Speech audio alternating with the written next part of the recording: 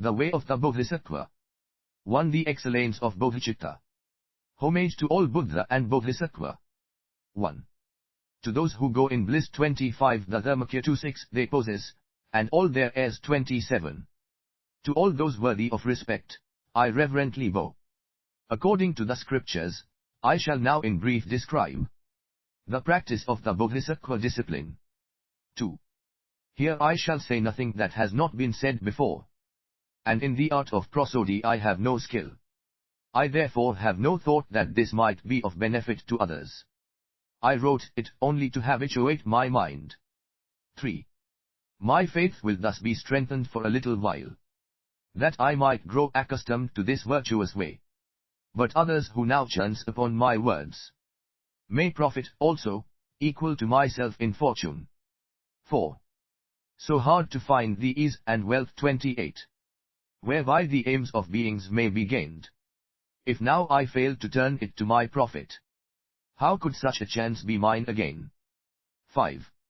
Just as on a dark night black with clouds, the sudden lightning glares and all is clearly shown. Likewise rarely, through the Buddha power, virtuous thoughts rise, brief and transient, in the world. 6. Virtue, thus, is weak, and always. Evil is of great and overwhelming strength. Except for perfect bodhicitta, what other virtue is there that can lay it low? 7. For many aeons deeply pondering, the mighty sages 29 saw its benefits, whereby unnumbered multitudes are brought with ease to supreme joy. 8. Those who wish to crush the many sorrows of existence, who wish to quell the pain of living beings, who wish to have experience of a myriad joys, should never turn away from bodhicitta. 9. Should bodhicitta come to birth in those who suffer, chained in prisons of sasra, in that instant they are called the children of the blissful one, revered by all the world, by gods and humankind. 10. For like the supreme substance of the alchemists, it takes our impure flesh and makes of it the body of a Buddha, jewel beyond all price. Such is bodhicitta.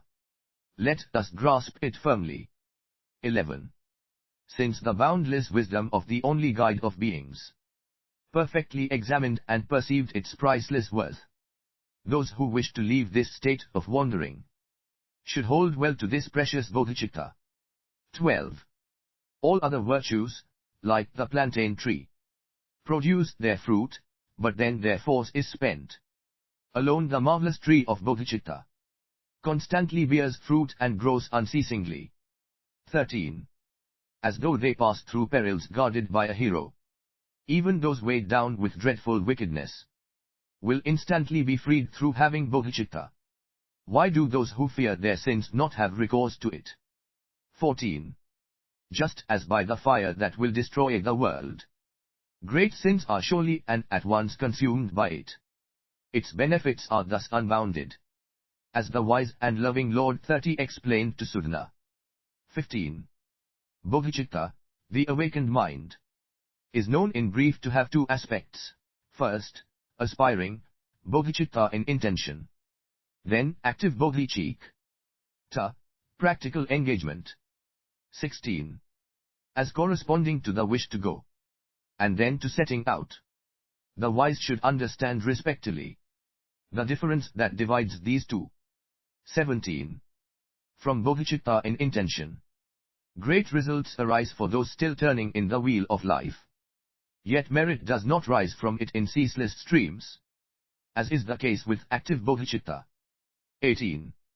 For when, with irreversible intent, the mind embraces bodhicitta, willing to set free the endless multitudes of beings, in that instant, from that moment on. 19. A great and unremitting stream, a strength of wholesome merit, even during sleep and inattention, rises equal to the vastness of the sky. 20. This the Tathagata 31. In the Strasabho requested 32. Said with reasoned argument, for those inclined to lesser paths. 21. If with kindly generosity, one merely has the wish to soothe the aching heads of other beings. Such merit knows no bounds. 22. No need to speak, then, of the wish to drive away the endless pain of each and every living being, bringing them unbounded excellence. 23. Could our father or our mother ever have so generous a wish? Do the very gods, the I his. 33. Even Brahm 3-4 harbor such benevolence as this. 24. For in the past they never, even in their dreams, wished something like this even for themselves. How could they do so for another's sake? 25. This aim to bring the benefit of beings, a benefit that others wished not even for themselves. This noble, jewel-like state of mind arises truly wondrous, never seen before. 26. This pain-dispelling draught, this cause of joy for those who wander through the world. 35. This precious attitude, this jewel of mind, how shall we calculate its merit? 27. If the simple thought to be of help to others exceeds in worth the worship of the Buddha, what need is there to speak of actual deeds that bring about the weal and benefit of beings? 28. For beings long to free themselves from misery, but misery itself they follow and pursue. They long for joy, but in their ignorance destroy it, as they would therefore. 29.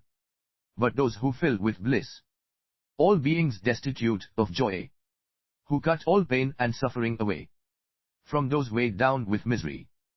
30. Who drive away the darkness of their ignorance. What virtue could be matched with theirs? What friend could be compared to them? What merit is there similar to this? 31. If someone who returns a favor is deserving of some praise, why need we speak of Bodhisattva, those who do good even unsolicited? 32. People praise as virtuous donors those who with contempt support a few with plain and ordinary food, a moment's gift that feeds for only half a day. 33. What need is there to speak of those who long bestow on countless multitudes the peerless joy of blissful Buddhahood, the ultimate fulfillment of their hopes? 34. All those who harbor evil in their minds against such lords of generosity, the Buddha's heirs, will stay in hell, the mighty sage has said, for ages equal to the moments of their malice. 35. But joyous and devoted thoughts will yield abundant fruits in greater strength. Even in great trouble, Bodhisattva never bring forth ruin, their virtues naturally increase. 36. To them in whom this precious jewel of mind is born, to them I bow. I go for refuge to those springs of happiness, who bring their very enemies to perfect bliss. 2. Confession. 1. To the Buddha, those thus gone, and to the sacred Dharma, spotless and supremely rare, and to the Buddha's offspring, oceans of good qualities. That I might gain this precious attitude, I make a perfect offering. 36. 2. I offer every fruit and flower, every kind of healing draught, and all the precious gems the world contains, with all pure waters of refreshment. 3. Every mountain wrought of precious jewels, all sweet and lonely forest groves, the trees of paradise adorned with blossom, trees with branches bowed with perfect fruit. 4. The perfumed fragrance of divine and other realms, all incense, wishing trees, and trees of gems, all crops that grow without the tiller's care, and every sumptuous object worthy to be offered. 5. Lakes and meres adorned with lotuses, delightful with the sweet-voiced cries of waterbirds, and everything unclaimed and free, extending to the margins of the boundless sky. 6. I hold them all before my mind, and to the mighty sage, the greatest of our kind, and to his heirs, I make a perfect offering. Sublime recipients, compassionate lords, O think of me with love, accept these gifts of mine. 7. For, destitute of merit, I am very poor. I have no other wealth. And so, protectors, you whose wise intentions are for others' good, in your great power, receive them for my sake. 8. Enlightened ones and all your Bodhisattva heirs, I offer you my body throughout all my lives. Supreme courageous ones, accept me totally, for with devotion I will be your slave. 9. For if you will accept me, I will be undaunted by sasra and will act for being's sake. I'll leave behind the evils of my past, and ever after turn my face from them. 10. A bathing chamber excellently fragrant, with even floors of crystal, radiant and clear, and graceful pillars shimmering with gems, all hung about with gleaming canopies of pearls. 11. There the blissful Buddha and their heirs, I'll bathe with many a precious vase, abrim with water fragrant and delightful, all to frequent strains of melody and song. 12. With cloths of unexampled quality, with spotless, perfumed towels I will dry them, and offer splendid scented clothes, well dyed and of surpassing excellence. 13. With different garments, light and supple, and 100 beautiful adornments, I will grace sublime Samantabhadra. 37. Manjugoha, Lokeshwara, and their kin. 14. And with a sumptuous fragrance which pervades 1,000,000,000 worlds, I will anoint the bodies of the mighty sage. S. Gleaming bright like burnished gold, refined and cleansed. 15. I place before the mighty sages, perfect objects of my worship, glorious flowers like lotus and mandarav, the utpala, and other fragrant blossoms, worked and twined in lovely scented garlands. 16. I will offer swelling clouds of frankincense, whose ambient perfume ravishes the mind, and various foods and every kind of drink, all delicacies worthy of the gods. 17. I will offer precious lamps, arranged in rows on lotuses of gold, a carpet of sweet flowers scattering upon the level, incense-sprinkled ground. 18. To those whose very nature is compassion, I will give vast palaces, resounding with fair praise, all decked with precious pearls and beauteous pendant gems, gleaming jewels that deck the amplitude of space. 19. Fair and precious parasols adorned with golden shafts, all bordered round with hames of precious jewels, upright, well-proportioned, pleasing to the eye. Again, all this I give to all the Buddha. 20. May a host of other offerings, and clouds of ravishing sweet melody, that solaces the pain of living beings, arise and constantly abide. 21. May rains of flowers and every precious gem fall down in an unceasing stream upon the jewels of sacred them. 38. Images and all supports for offering. 22. Just as Manjugoha and the like made offering to all the conquerors, I do likewise to all the Buddha our protectors, and to all their Bodhisattva children. 23. To these we, as oceans of good qualities, I offer praise, a sea of airs and harmonies. May clouds of tuneful eulogy ascend unceasingly before them. 24. To Buddha of the past, the present, and all future time, and to the them and sublime assembly, with bodies many as the grains of dust, upon the earth, I will prostrate and bow. 39. 25.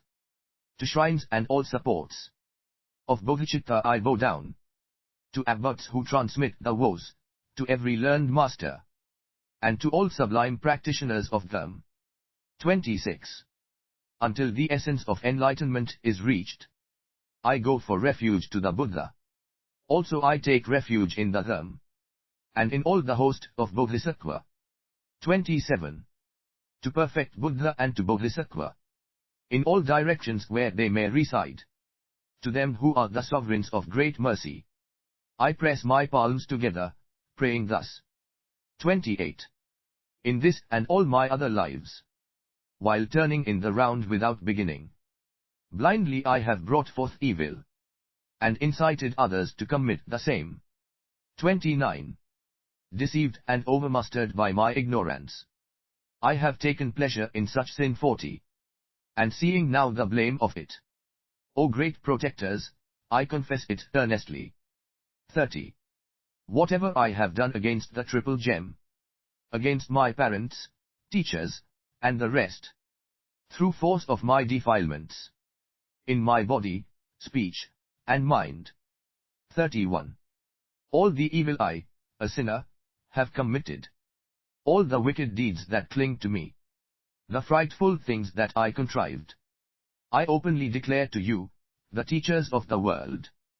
32. It may be that my death will come to me, before my evil has been cleansed. How then can I be freed from it?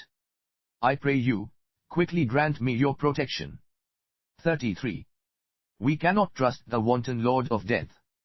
The task complete or still to do, he will not wait. In health or sickness, therefore, none of us can trust our fleeting, momentary lives. 34. And we must pass away, forsaking all. But I, devoid of understanding, have, for sake of friend and foe alike, provoked and brought about so many wrongs. 35. But all my foes will cease to be, and all my friends will cease to be, and I will also cease to be, and likewise everything will cease to be. 36. All that I possess and use is like the fleeting vision of a dream. It fades into the realms of memory, and fading, will be seen no more. 37. And even in the brief course of this present life, so many friends and foes have passed away, because of whom, the evils I have done still lie, unbearable, before me. 38. The thought came never to my mind, that I too am a brief and passing thing. And so, through hatred, lust, and ignorance, I have committed many sins. 39. Never halting night or day, my life drains constantly away, and from no other source does increase come. How can there not be death for such as me? 40. There I'll be, prostrate upon my bed, and all around, my family and friends. But I alone shall be the one to feel the cutting of the thread of life. 41. And when the heralds of the deadly King 41 have gripped me, what help to me will be my friends and kin? For then life's virtue is my one defense. And this, alas, is what I shrugged away. 42. O protectors! I, so little heeding, hardly guessed at horrors such as this. And all for this brief, transient existence. I have done so many evil things. 43. The day they take him to the scaffold, where they will tear off his limbs, a man is changed, transfigured by his fear. His mouth is dry, his eyes start from his brow. 44. No need to say how stricken I shall be, when overcome and sick with dreadful fear, I'm seized by forms so horrible to see, the frightful servants of the Lord of Death. 45. Who can give me safe protection from this horror, from this frightful dread? And then I'll search the four directions, seeking help, with panic-stricken eyes. 46. But in those four directions no protection shall I find, and I shall sink into despairing woe.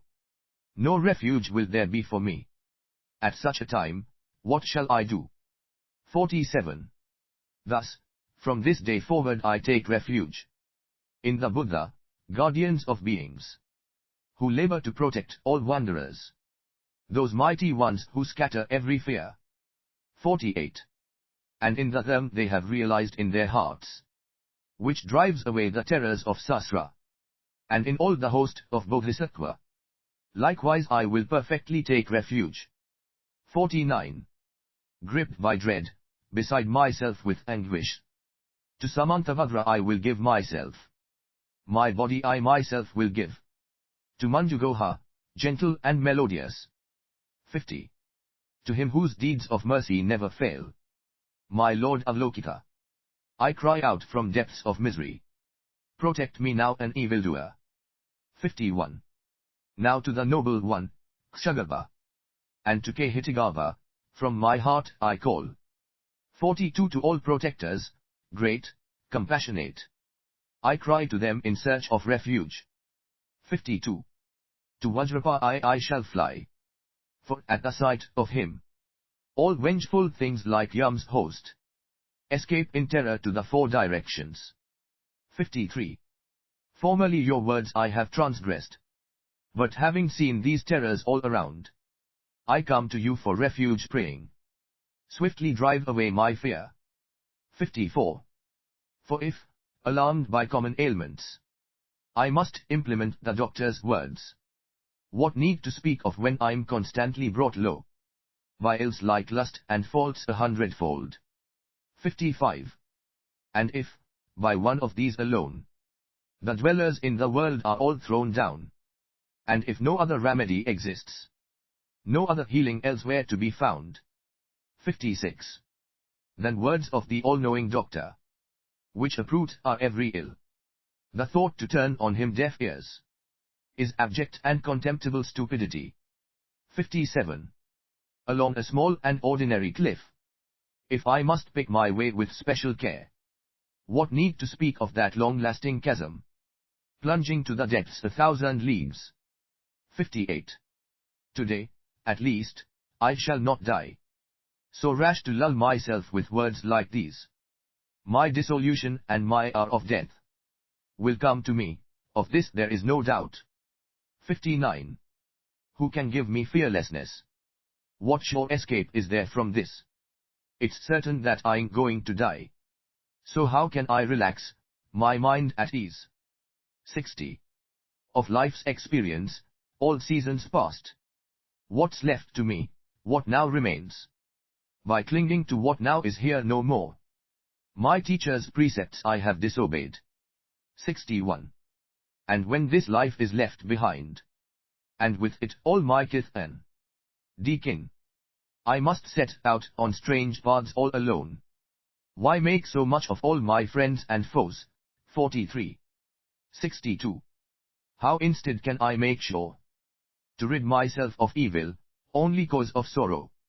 This should be my one concern, my only thought both night and day. 63. The wrongs that I have done, through ignorant stupidity, all actions evil by their nature. 44. And transgressions of the precepts. 64.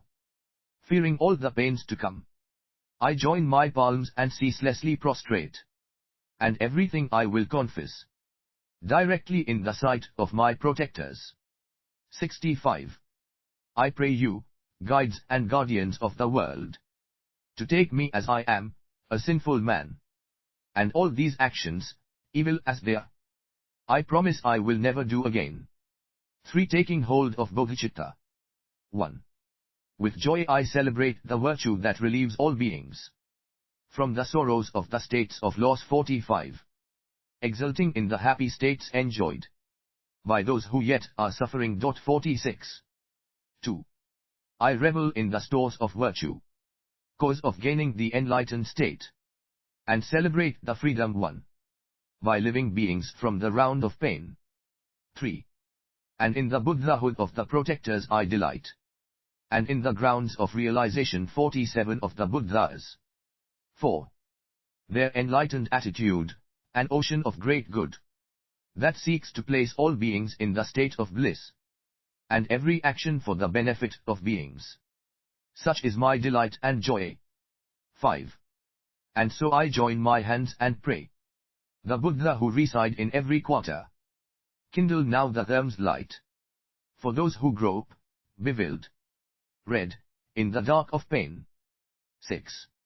I join my hands beseeching the enlightened ones, who wish to pass into Nirvana. Do not leave us wandering in blindness. Stay among us for unnumbered ages. 7. Through these actions now performed. 48. And all the virtues I have gained, may all the pain of every living being be wholly scattered and destroyed. 8.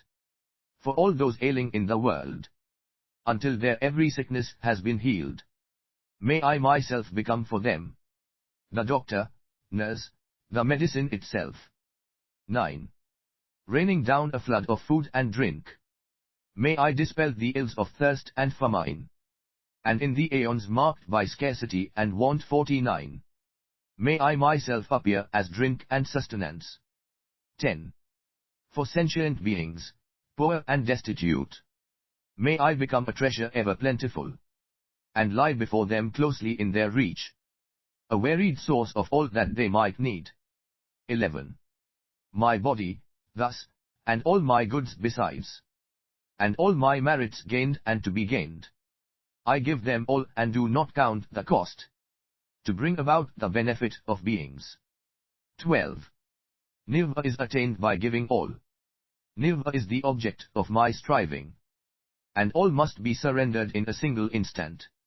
Therefore it is best to give it all to others. 13. This body I have now resigned, to serve the pleasure of all living beings. Let them ever kill, despise, and beat it, using it according to their wish. 14. And though they treat it like a toy, or make of it the butt of every mockery, my body has been given up to them. Why should I make so much of it? 15. And so let beings do to me whatever does not bring them injury. Whenever they may think of me, let this not fail to bring them benefit. 16. And if in my regard they have a thought of anger or respect, may these states always be the cause whereby their good and wishes are fulfilled. 17. All those who slight me to my face, or do to me some other evil, even if they blame or slander me, may they attain the fortune of enlightenment. 18. May I be a guard for those who are protectorless, a guide for those who journey on the road, for those who wish to cross the water. May I be a boat, a raft, a bridge. 19. May I be an isle for those who yearn for land, a lamp for those who long for light, for all who need a resting place, a bed. For those who need a servant, may I be their slave. 20. May I be the wishing jewel, the vase of wealth, a word of power and the supreme healing. May I be the tree of miracles, for every being the abundant cow. 21. Just like the earth and space itself, and all the other mighty elements, for boundless multitudes of beings, may I always be the ground of life, the source of varied sustenance. 22.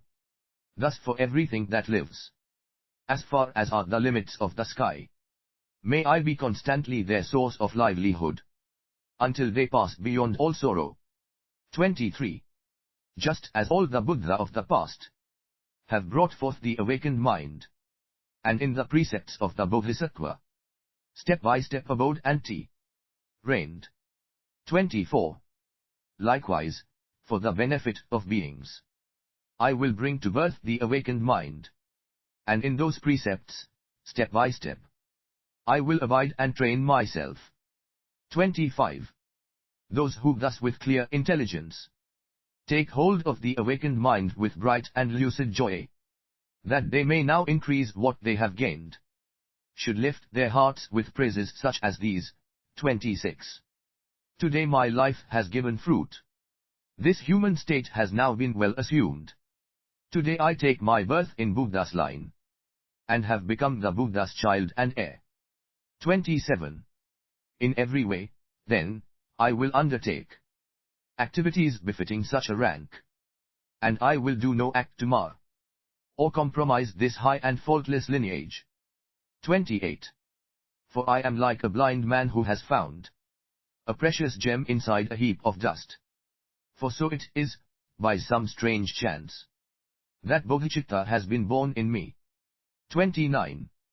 This is the supreme draught of immortality, that slays the Lord of Death, the slaughterer of beings, the rich unfailing treasure mine, to heal the poverty of wanderers. 30. It is the sovereign remedy, that perfectly allays all maladies, It is the tree that gives relief to those who wander wearily the pathways of existence. 31. It is the universal bridge that saves all wandering beings from the states of loss, the rising moon of the enlightened mind that soothes the sorrows born of the afflictions. 32. It is the mighty sun that utterly dispels the misty ignorance of wandering beings, the creamy butter, rich and full, that's churned from milk of holy teaching. 33. Living beings, wayfarers upon life's paths, who wish to taste the riches of contentment. Here before you is the supreme bliss. Here, O ceaseless travelers, is your fulfillment. 34. And so, today, within the sight of all protectors, I summon beings, calling them to Buddhahood. And, till that state is reached, to every earthly joy, may gods and demigods and all the rest rejoice. For carefulness. 1. The children of the conqueror who thus have firmly grasped this bodhicitta should never turn aside from it. Strive never to transgress its disciplines. 2. Whatever was begun without due heed, and all that was not properly conceived, although a promise and a pledge were given, it is right to reconsider, shall I act or not? 3. Yet what the Buddha and their heirs have scrutinized in their great wisdom, I myself have probed and scrutinized. Why should I now procrastinate? 4. For if I bind myself with promises, but fail to carry out my words in deed, then every being will have been betrayed. What destiny must lie in store for me? 5. If in the teachings it is said that those who in their thoughts intend to give a small and paltry thing but then draw back, will take rebirth as hungry spirits. 6. How can I expect a happy destiny, if from my heart I summon wandering beings to the highest bliss, but then deceive and fail them? 7. As for those who, losing bodhicitta, lead others nonetheless to limb erration, karmic law is inconceivable, and only understood by the omniscient. 58. This failure, for the Bodhisattva, is the gravest of all downfalls. For should it ever come to pass, the good of every being is thrown down. 9. And anyone who, for a single instant, halts the merit of a Bodhisattva, wanders endlessly in evil states, because the welfare of all beings is reduced. 10. Destroy a single being's joy, and you will work the ruin of yourself. No need to speak of bringing low the joy of beings infinite as space itself. 11. And those who circle in sasra, mixing powerful downfalls with the power of bodhicitta back and forth, will long be hindered from the bodhisattva grounds. 12. And so, according to my promise, I will act attentively. From this day forth, if I now fail to strive, I'll fall from low to even lower states. 13. Striving for the benefit of all that lives. Unnumbered Buddha have already lived and passed away. But I, by virtue of my sins, have failed to come within the compass of their healing works. 51. 14. And this will always be my lot, if I continue to behave like this. And I will suffer pains and bondage, wounds and laceration in the lower realms. 15. The appearance of the Buddha in the world, true faith and the attainment of a human form, an aptitude for good, all these are rare. When will they come to me again? 16. Today, indeed, I'm hale and well. I have enough to eat and I am not in danger. But this life is fleeting, unreliable. My body is like something briefly lent. 17. And yet the way I act is such that I shall not regain a human life. And losing this, my precious human form, my evils will be many, virtues none. 52. 18. Here is now my chance for wholesome deeds. But if I fail to practice virtue, what will be my lot? What shall I do? Bewildered by the sorrows of the lower realms. 19. Never, there, performing any virtue. Only ever piling up my sins. And for 100 million ages, I'll not even hear of happy destinies. 53.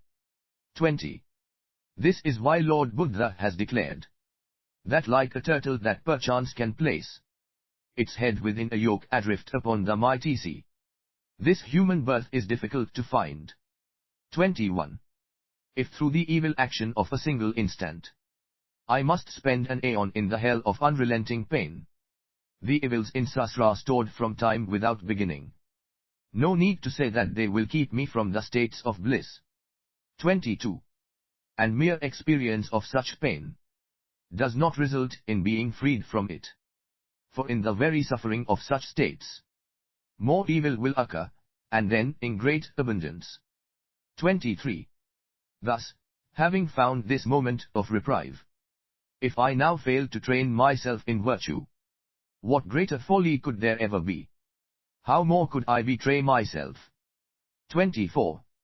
If having understood all this, I am stupidly despondent still, then, at the moment of my death, my sorrows will be black indeed. 25.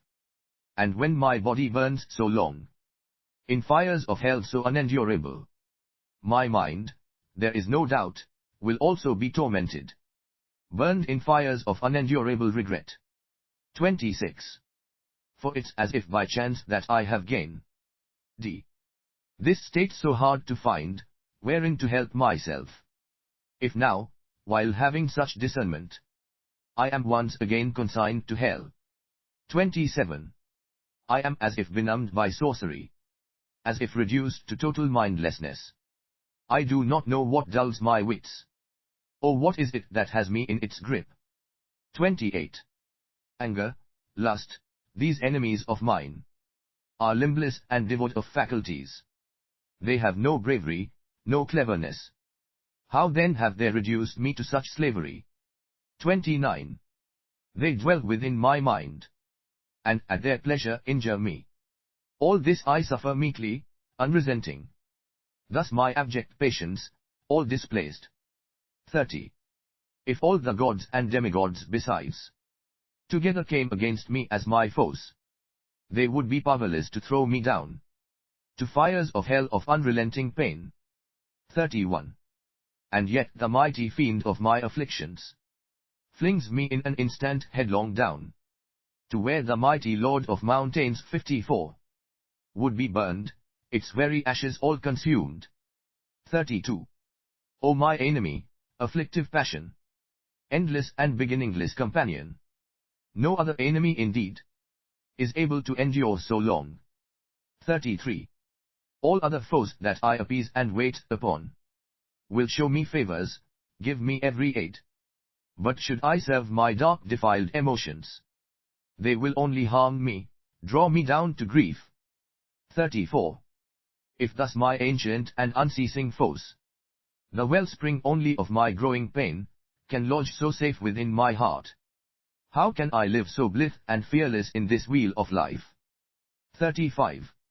And if the jail guards of the prisons of Sasra, the butchers and tormentors of infernal realms, all lurk within me in the web of craving, what joy can ever be my destiny? 36. I will not leave the fight until, before my eyes, these enemies of mine are all destroyed. For if, aroused to fury by the merest slight, incapable of sleep until the scores are settled. 37.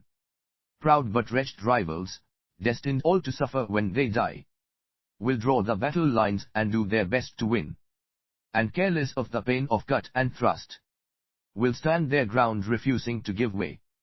38. No need to say that I will not lose heart, regardless of the hardships of the fray. From this day forth I'll strive to crush these foes whose very nature is to bring me pain. 39. The wounds inflicted by the enemy in futile wars are flaunted by the soldier as a prize. So in the high endeavor, for so great a thing, why should I be dismayed by hurt or injury? 40. When fishers, butchers, farmers, and the like, intending just to gain their livelihood, will suffer all the miseries of heat and cold. Why, for beings' happiness, should those like me not bear the same? 41. When I pledged myself to free from their afflictions, beings who abide in every region, stretching to the limits of the sky, I was myself not free from such defilements. 42. To speak like that, not knowing my capacity, were these not, truly, but a madman's words? More reason then for never drawing back, abandoning the fight against defiled affliction. 55-43. This shall be my consuming passion. Filled with rancor I will wage my war. Defilement of this kind will hold defilement, and for this reason it shall not be spurned. 44. Better if I perish in the fire, better that my head be severed from my body, than ever I should serve or reverence my mortal enemies, defiled emotions. 45. Common foes, when driven from the state, retreat and base themselves in other lands, and muster all their strength the better to return. But enemy afflictions are without such stratagems. 46. Miserable defilements, scattered by the eye of wisdom, where will you now run, when driven from my mind? Whence would you return to do me harm? But oh, my mind is feeble. I am indolent. 47. Defilements are not in the object, nor within the faculties, nor somewhere in between. And if not elsewhere, where is their abode? Whence they inflict their havoc on the world. They are simple mirages, and so take heart. Banish all your fear and strive to know their nature. Why suffer needlessly the pains of hell? 48. This is how I should reflect and labor, that I might apply the precepts thus set forth. What invalids in need of medicine ignored their doctor's words and gained their health? 5. Vigilant introspection. 1. Those who wish to keep the trainings must with perfect self-possession guard their minds. Without this guard upon the mind, the trainings cannot be preserved. 2. Wandering where it will, the elephant of mind will bring us down to torment in hell of unrelenting pain. No worldly beast, however wild and crazed, could bring upon us such calamities. 3. If, with mindfulness rope, the elephant of mind is tethered all around, our fears will come to nothing. Every virtue drop into our hands. 4. Tigers, lions, elephants, and bears, snakes and every hostile foe, those who guard the prisoners in hell, ghosts and ghouls and every evil wraith. 5. By simple binding of this mind alone, all these things are likewise bound. By simple taming of this mind alone, all these things are likewise tamed. 6. For all anxiety and fear, and pain in boundless quantity, their source and wellspring is the mind itself, as he who spoke the truth declared. 7. The hellish instruments to torture living beings, who invented them for such intent? Who has forged this burning iron ground? Whence have all these demon women sprung? 56. 8. All are but the offspring of the sinful mind. This the mighty sage has said throughout the triple world. 57. Therefore, there is no greater bane than mind itself. 9. If transcendent giving is to dissipate the poverty of beings, in what way, since the poor are always with us, have former Buddha practiced it? 10. Transcendent giving, so the teachings say, consists in the intention to bestow on every being all one owns, together with the fruits of such a gift. It is indeed a matter of the mind itself. 11. Where could beings, fishes, and the rest be placed to keep them safe from killed? Deciding to refrain from every harmful act is said to be transcendent discipline. 12. Harmful beings are everywhere like space itself. Impossible it is that all should be suppressed. But let this angry mind alone be overthrown. And it's as though all foes had been subdued. 13. To cover all the earth with sheets of leather. Where could such amounts of skin be found? But with the leather soles of just my shoes. It is as though I cover all the earth. 14. And thus the outer course of things I myself cannot restrain. But let me just restrain my mind. And what is left to be restrained? 15. A clear intent can fructify and bring us birth in such as Brahma's realm. The acts of body and of speech are less. They do not generate a like result. 16. Recitations and austerities, long though they may prove to be, if practiced with distracted mind, are futile, so the knower of reality has said. 17. All those who fail to understand the secret of the mind, the greatest of all things, although they wish for joy and sorrow's end, will wander to no purpose, uselessly. 18. Therefore I will take in hand and well protect this mind of mine. What use to me are many disciplines, if I can't guard and discipline my mind? 19. When in wild, unruly crowds, I'm careful and attentive of my wounds. Likewise, when in evil company, this wound, my mind, I'll constantly protect. 20. For if I carefully protect my wounds, because I fear the pain of minor injuries, why should I not protect the wound that is my mind? For fear of being crushed beneath the cliffs of hell. 58. 21.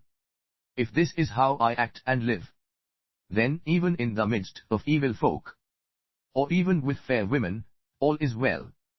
My steady keeping of the woes will not decline. 22. My property, my honor, all can freely go. My body and my livelihood as well. And even other virtues may decline. But never will I let my mind regress. 23. All you who would protect your minds, maintain your mindfulness and introspection. Guard them both, at cost of life and limb. I join my hands, beseeching you. 24. Those disabled by ill health are helpless, powerless to act. The mind, when likewise cramped by ignorance, is impotent and cannot do its work. 25. For those who have no introspection, though they hear the teachings, ponder them, or meditate, like water seeping from a leaking jar, their learning will not settle in their memories. 26. Many are endowed with joyful diligence. They are learned also and imbued with faith. But through the fault of lacking introspection, they will not escape the stain of sin and downfall. 27. Lack of introspection is a thief. It slinks behind when mindfulness abates. And all the merit we have gathered in it steals, and down we go to lower realms.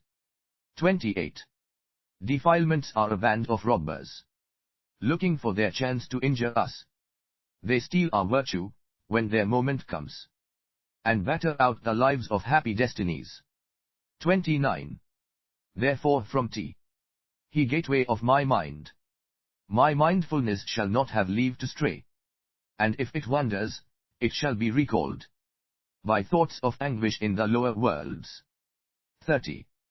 Through fear, and by the counsels of their abbots, and staying ever in their teachers' company, in those endowed with fortune and devotion, mindfulness is cultivated easily. 31.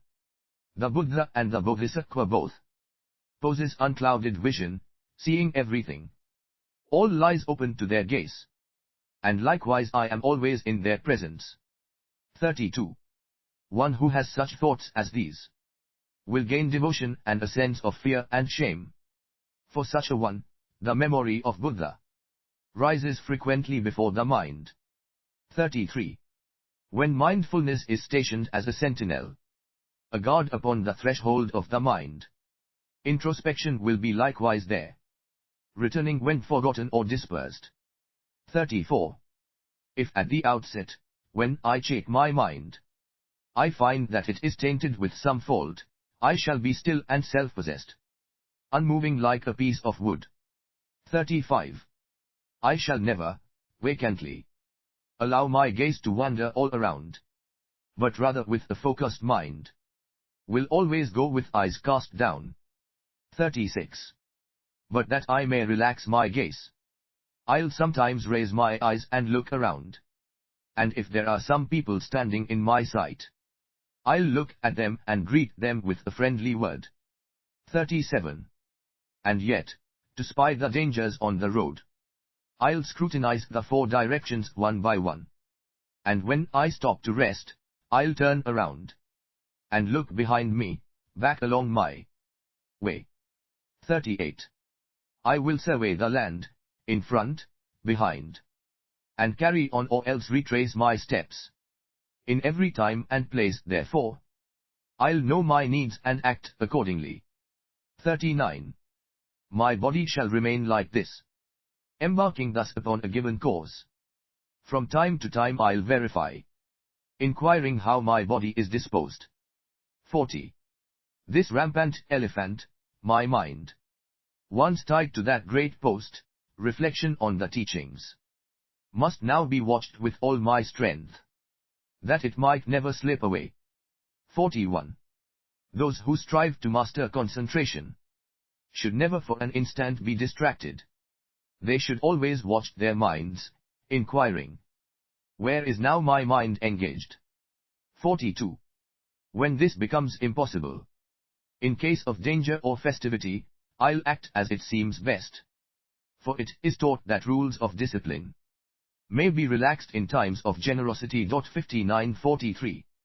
When something has been planned and started on, attention should not drift to other things, with thoughts fixed on the chosen target. That and that alone should be pursued. 44. Behaving in this way, all tasks are well performed, and nothing is achieved by doing otherwise. If thus we act, the secondary defilement, lack of introspection, will not grow. 45.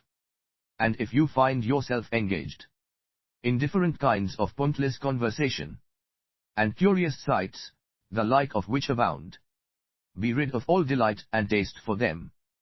46.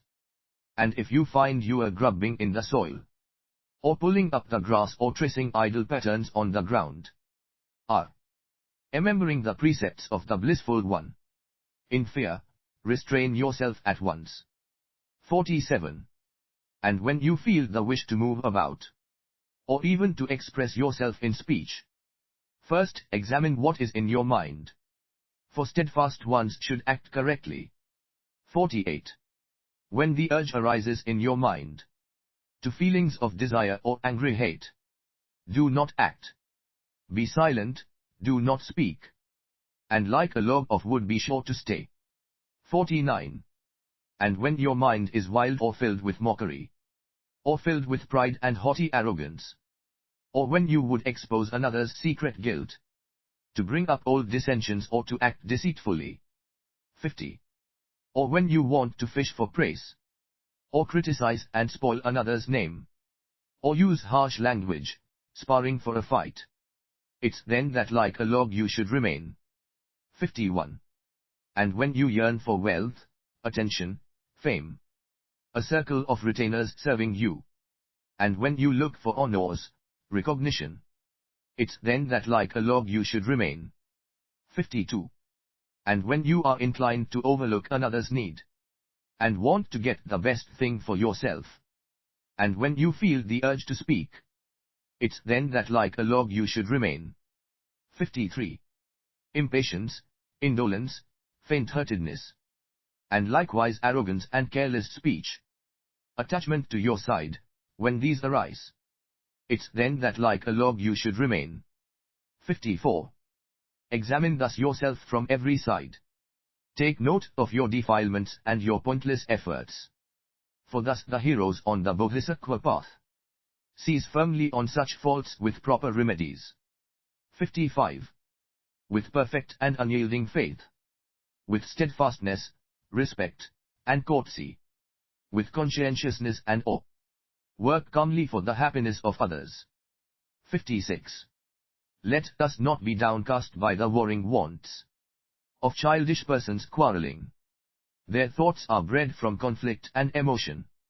Let us understand and treat them lovingly. 57. When acting irreproachably, for our sake or the sake of others, let us always bear in mind the thought that we are selfless, like an apparition. 58. This supreme freedom of a human life, so long awaited, now at last attained. Reflecting always thus, maintain your mind as steady as Sumeru, king of mountains. 59. If, O mind, you will not be aggrieved when vultures with their love of flesh are tugging at this body all around, why are you so besotted with it now? 60. Why, O mind, do you protect this body, taking it to be your own? You and it are each a separate entity. However can it be of use to you? 61. Why, O foolish mind, don't you appropriate the clean form carved in wood? How is it fit to God? An unclean engine for the making of impurity. 62. First, with mind's imagination, shed the covering of skin, and with the blade of wisdom, strip the flesh from off the bony frame. 63. And when you have divided all the bones, and searched right down amid the very marrow, you yourself should ask the question, where is the essential core? 64. If, persisting in the search, you see no underlying essence, why do you protect with such desire the body that you now possess? 65. Its filth you cannot eat, O mind. Its blood likewise is not for you to drink. Its innards, too, unsuitable to suck. This body, what then will you make of it? 66. And yet it may indeed be kept as food to feed the vulture and the fox. The value of this human form lies only in the use you make of it. 67. Whatever you may do to guard and keep it, what will you do when the ruthless Lord of Death will seize and throw it to the dogs and birds? 68. If servants who cannot be set to work are not rewarded with supplies and clothing, why do you sustain with such great pains this body, which, though nourished, will abandon you? 69. So pay this body due remuneration, and then be sure to make it work for you. But do not lavish everything on what will not bring perfect benefit. 70. Regard your body as a vessel, a simple boat for going here and there. Make of it a thing that answers every wish, to bring about the benefit of beings. 71. Be the master of yourself, and have an ever-smiling countenance. Rid yourself of scowling, wrathful frowns, and be a true and honest friend to all. 72. Do not, acting inconsiderately, move chairs and furniture so noisily around. Likewise do not open doors with violence. Take pleasure in the practice of humility. 73. Heroines, cats, and burglars achieve what they intend by going silently and unobserved. Such is the constant practice of a sage. 74. When useful admonitions come unsought from those with skill in counseling their fellows, welcome them with humble gratitude, and always strive to learn from everyone. 75. Praise all whose speech is worthy. Say, your words are excellent. And when you notice others acting well, encourage them in terms of warm approval. 76. Extol their qualities discreetly. When they are praised by others, praise them too. But when the qualities they praise are yours, reflect upon their skill in recognizing qualities. 77. The goal of every act is happiness itself.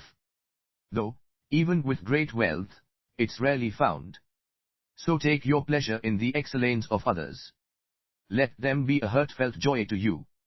78. By acting thus, in this life you'll lose nothing. In future lives, great bliss will come to you. Wrongdoing brings not joy but pain. And in the future dreadful torment. 79. Speak coherently, appropriately. Clear in meaning, pleasantly. Rid yourself of craving and aversion. Speak gently with moderation. 80. When you look at others, think that it will be through them that you will come to Buddhahood. So look on them with frank and loving hearts. 81. Always fired by highest aspiration, laboring to implement the antidotes. 60. You will reap great virtues in the field of excellence, and in the fields of benefits and sorrow. 61. 82. Acting thus with faith and understanding, you should always undertake good works, and in whatever actions you perform, you should not be dependent on another. 83. The perfections. 62. Giving and the rest. Progress in sequence, growing in importance. The great should never be abandoned for the less, and others' good should be regarded as supreme. 84. Therefore understand this well, and always labor for the benefit of beings. The compassionate one farsightedly permits, to this end, even what has been proscribed. 63. 85. Eat only what is needful. Share with those who have embraced the discipline, with those who are defenseless or have fallen into evil states. Give everything except the 3 robes of religion. 86. The body, used to practice sacred teachings, should not be harmed in meaningless pursuits. By acting thus, the wishes of all beings will swiftly and completely be attained. 87. They should not give up their bodies, whose compassionate thoughts are no yet pure, but let them be surrendered when, both now and in their futures lives, great benefit is thereby gained. 88. Do not teach the dharma to the disrespectful, to those who, though not sick, wrap cloths around their heads, to those who carry weapons, staffs, or parasols, to those who are with covered heads. 89. To those upon the lower paths do not explain the vast and deep. 64. Nor tutor women unaccompanied by men, and every dharma, high or low. 65. Expound with equal reverence. 90. Those suited to the teachings of great scope should not be introduced to lesser paths. The rules of conduct you should not neglect, nor lead astray with talk of straws and of mantras. 66. 91. When you spit and throw away your toothsticks, you should cover them. 67. And it is ruin to foul with urine and with other filth the fields and water fit for public use. 92. When eating, do not gobble noisily, nor stuff and cram your gaping mouth, and do not sit with legs outstretched, nor coarsely rub your hands together. 93. Do not travel, sit, or stay alone with women of another house. 68. And all that you have seen, or have been told to be a cause of scandal, that you should avoid. 94. Not rudely pointing with your finger, but rather with a reverent gesture showing, with the whole right hand outstretched. This is how to indicate the road. 95. Do not wave your arms with uncouth gestures. Express yourself instead with unobtrusive signs, with gentle sounds and finger snaps. 69. For acting otherwise is impolite excess. 96. Lie down to sleep in the preferred direction, in the posture of the Buddha when he passed into Nirvana, and first with vigilance decide that you will be quick to rise again. 97. The actions of the Bodhisattva are unbounded, so the teachings say. Of these, until the goal is won, embrace the practices that purify your mind. 98. Reciting thrice by day and thrice by night the Sutra in 3 sections. 70. Relying on the Buddha and the Bodhisattva, purify the rest of your transgressions. 99. Wherever and whenever and whatever you are doing, for your sake or the sake of others, Implement with diligence the teachings given for that situation. 100. There is indeed no field of knowledge that the Buddha offspring should not learn. For those who are well versed in all these ways, there is no action destitute of merit. 101. Directly, then, or indirectly, do nothing that is not for others' sake, and solely for their welfare dedicate your every action to the gaining of enlightenment. 102. Never, at the cost of life or limb, forsake your virtuous friend, your teacher, learned in the doctrine of the Mahayana, supreme in Bodhisattva discipline. 103. Learn how to attend upon your Guru, as described in Shr Sambhava's Life. 71. This and other teachings of the Buddha you should understand by reading in the Stras. 104. Indeed, within these Stras all the practices are found. Therefore read and study them. The Stra of the Essence of the Sky 72 is the text that should be studied first. 105. All that must be practiced constantly is clearly and extensively explained within the Digest of All Disciplines 73. So this is something you should read repeatedly. 106. From time to time, for sake of brevity, consult the Digest of the Stras. 74. And those two works peruse with diligence that noble Nujun has composed. 107. Whatever in these works is not proscribed, be sure to undertake and implement. And what you find enjoined there, perfectly fulfill. And so protect the minds of worldly beings. 108. Examining again and yet again the state and actions of your body and your mind. This alone defines in brief the maintenance of watchful introspection. 109. But all this must be acted out in truth. For what is to be gained by mouthing syllables? What invalid was ever helped by merely reading in the doctor's treatises? 6. Patience. 1. All the good works gathered in 1,000 ages, such as deeds of generosity and offerings to the blissful ones, a single flash of anger shatters them. 2. No evil is there similar to anger, no austerity to be compared with patience. Steep yourself, therefore, in patience, in various ways, insistently. 3. Those tormented by the pain of anger never know tranquility of mind. Strangers they will be to every pleasure. They will neither sleep nor feel secure. 4. Even those dependent on their Lord for gracious gifts of honors and of wealth will rise against and slay a master who is filled with wrath and hate. 5.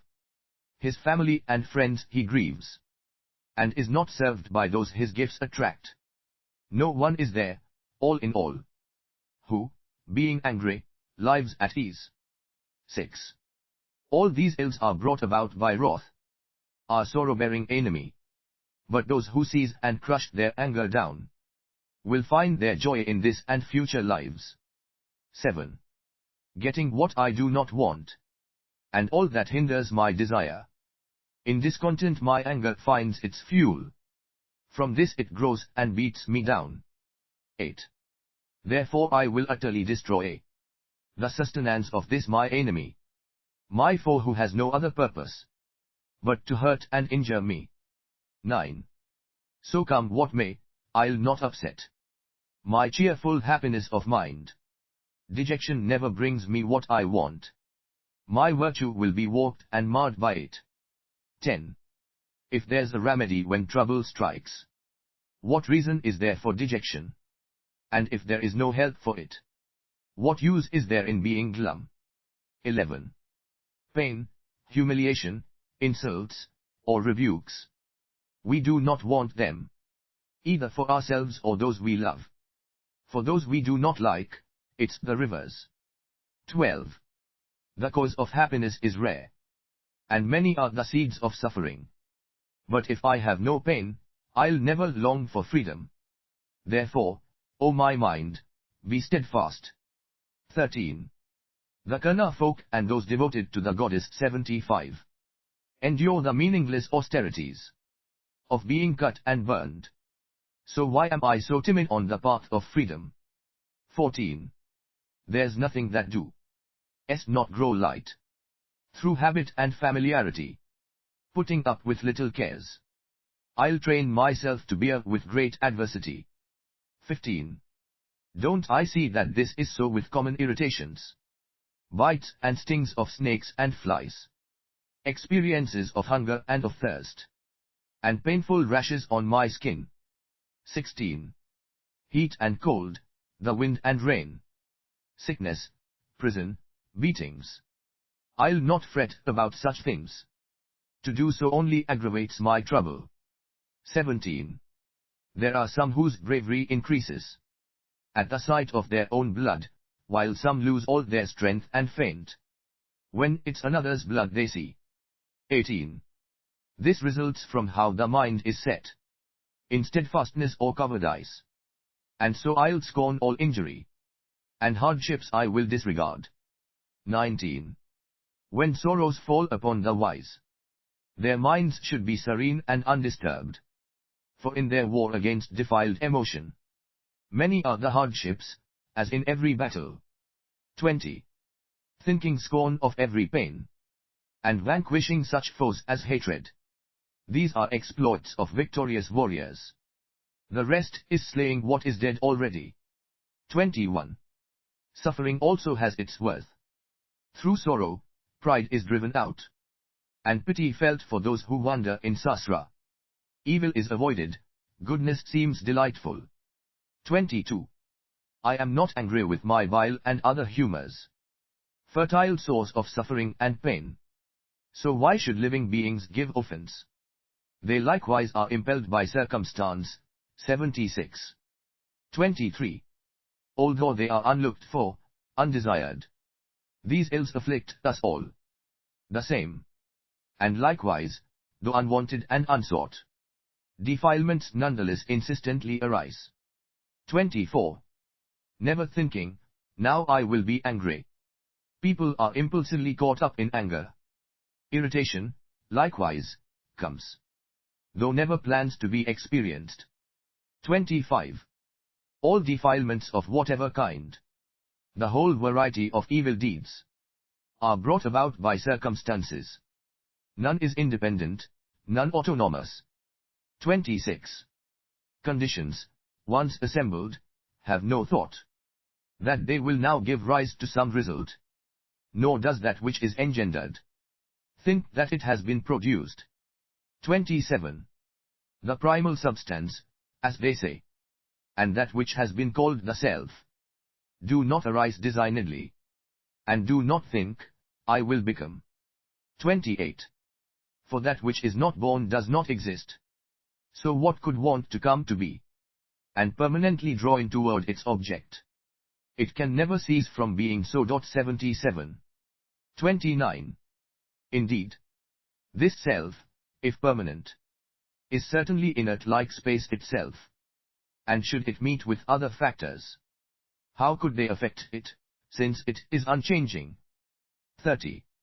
If, when conditions act on it, it stays just as it was before, what influence have these conditions had? They say that these are agents of the self. But what connection could there be between them? 78. 31. All things, then, depend on other things. And these likewise depend, they are not independent. Knowing this, we will not be annoyed at things that are like magical appearances. 32. Resistance, you may say, is out of place. For what will be opposed by whom? The stream of sorrow is cut through by patience. There is nothing out of place in our assertion. 33. Thus, when enemies or friends are seen to act improperly, remain serene and call to mind that everything arises from conditions. 34. If things could be according to their wish, no suffering would ever come to anyone of all embodied beings. For none of them wants pain of any kind. 35. Yet carelessly, all unaware, They tear themselves on thorns, and ardent in pursuit of wives and goods, they starve themselves of nourishment. 36. Some hang themselves or leap into the void, take poison or consume unhealthy food, or by their evil conduct bring destruction on themselves. 37. For when affliction seizes them, they even slay themselves, the selves they love so much. So how can they not be the cause of others' bodily distress? 38. Although we almost never feel compassion for those who, through defilement, bring about their own perdition, what purpose does our anger serve? 39. If those who are like wanton children are by nature prone to injure others, there's no reason for our rage. It's like resenting fire for being hot. 40. And if their faults are fleeting and contingent, if living beings are by nature mild, it's likewise senseless to resent them. As well be angry at the sky when it is full of smoke. 41. Although it is their sticks that hurt me, I am angry at the ones who wield them, striking me. But they in turn are driven by their hatred. Therefore with their hatred I should take offense. 42. In just the same way in the past, I it was who injured living beings. Therefore it is right that injury should come to me their torturer. 43. Their weapons and my body, both are causes of my torment. They their weapons, I my body brandished. Who then is more worthy of my rage? 44. This body, running so in hum and form, merely touched, it cannot stand the pain. I'm the one who grasped it in my blind attachment. Whom should I resent when pain occurs? 45. We who are like children shrink from pain, but love its causes. We hurt ourselves through our misdeeds. So why should others be the object of our rage? 46. And who indeed should I be angry with? This pain is all my own contriving. Likewise all the janitors of hell, and all the groves of razor trees. 79. 47. Those who harm me rise against me. It's my karma that has summoned them. And if through this these beings go to hell, is it not I who bring their ruin? 48. Because of them, and through my patience, all my many sins are cleansed and purified. But they will be the ones who, thanks to me, will have the long-drawn agonies of hell. 49. Therefore I am their tormentor. Therefore it is they who bring me benefit. Thus with what perversity, pernicious mind, will you be angry with your enemies? 50. If a patient quality of mind is mine, I shall avoid the pains of hell. But though indeed I save myself, what of my foes, what fate's in store for them? 51. If I repay them harm for harm, indeed they'll not be saved thereby. My conduct will in turn be marred. Austerity of patience brought to nothing. 52. Because the mind is bodiless, it cannot be destroyed by anyone. Because of mind's attachment to the body, this body is oppressed by pain. 53. Scorn and hostile words, and comments that I do not like to hear, my body is not harmed by them. What reason do you have, O mind, for your resentment? 54. The enmity that others show me, since in this or future lives, it cannot actually devour me, why should I be so averse to it? 55. Perhaps I turn from it because it hinders me from having what I want. But all my property I'll leave behind, while sins will keep me steady company. 56. Better far for me to die today than live a long and evil life. However long the days of those like me, the pain of dying will be all the same. 57. One man dreams he lives 100 years of happiness, but then he wakes.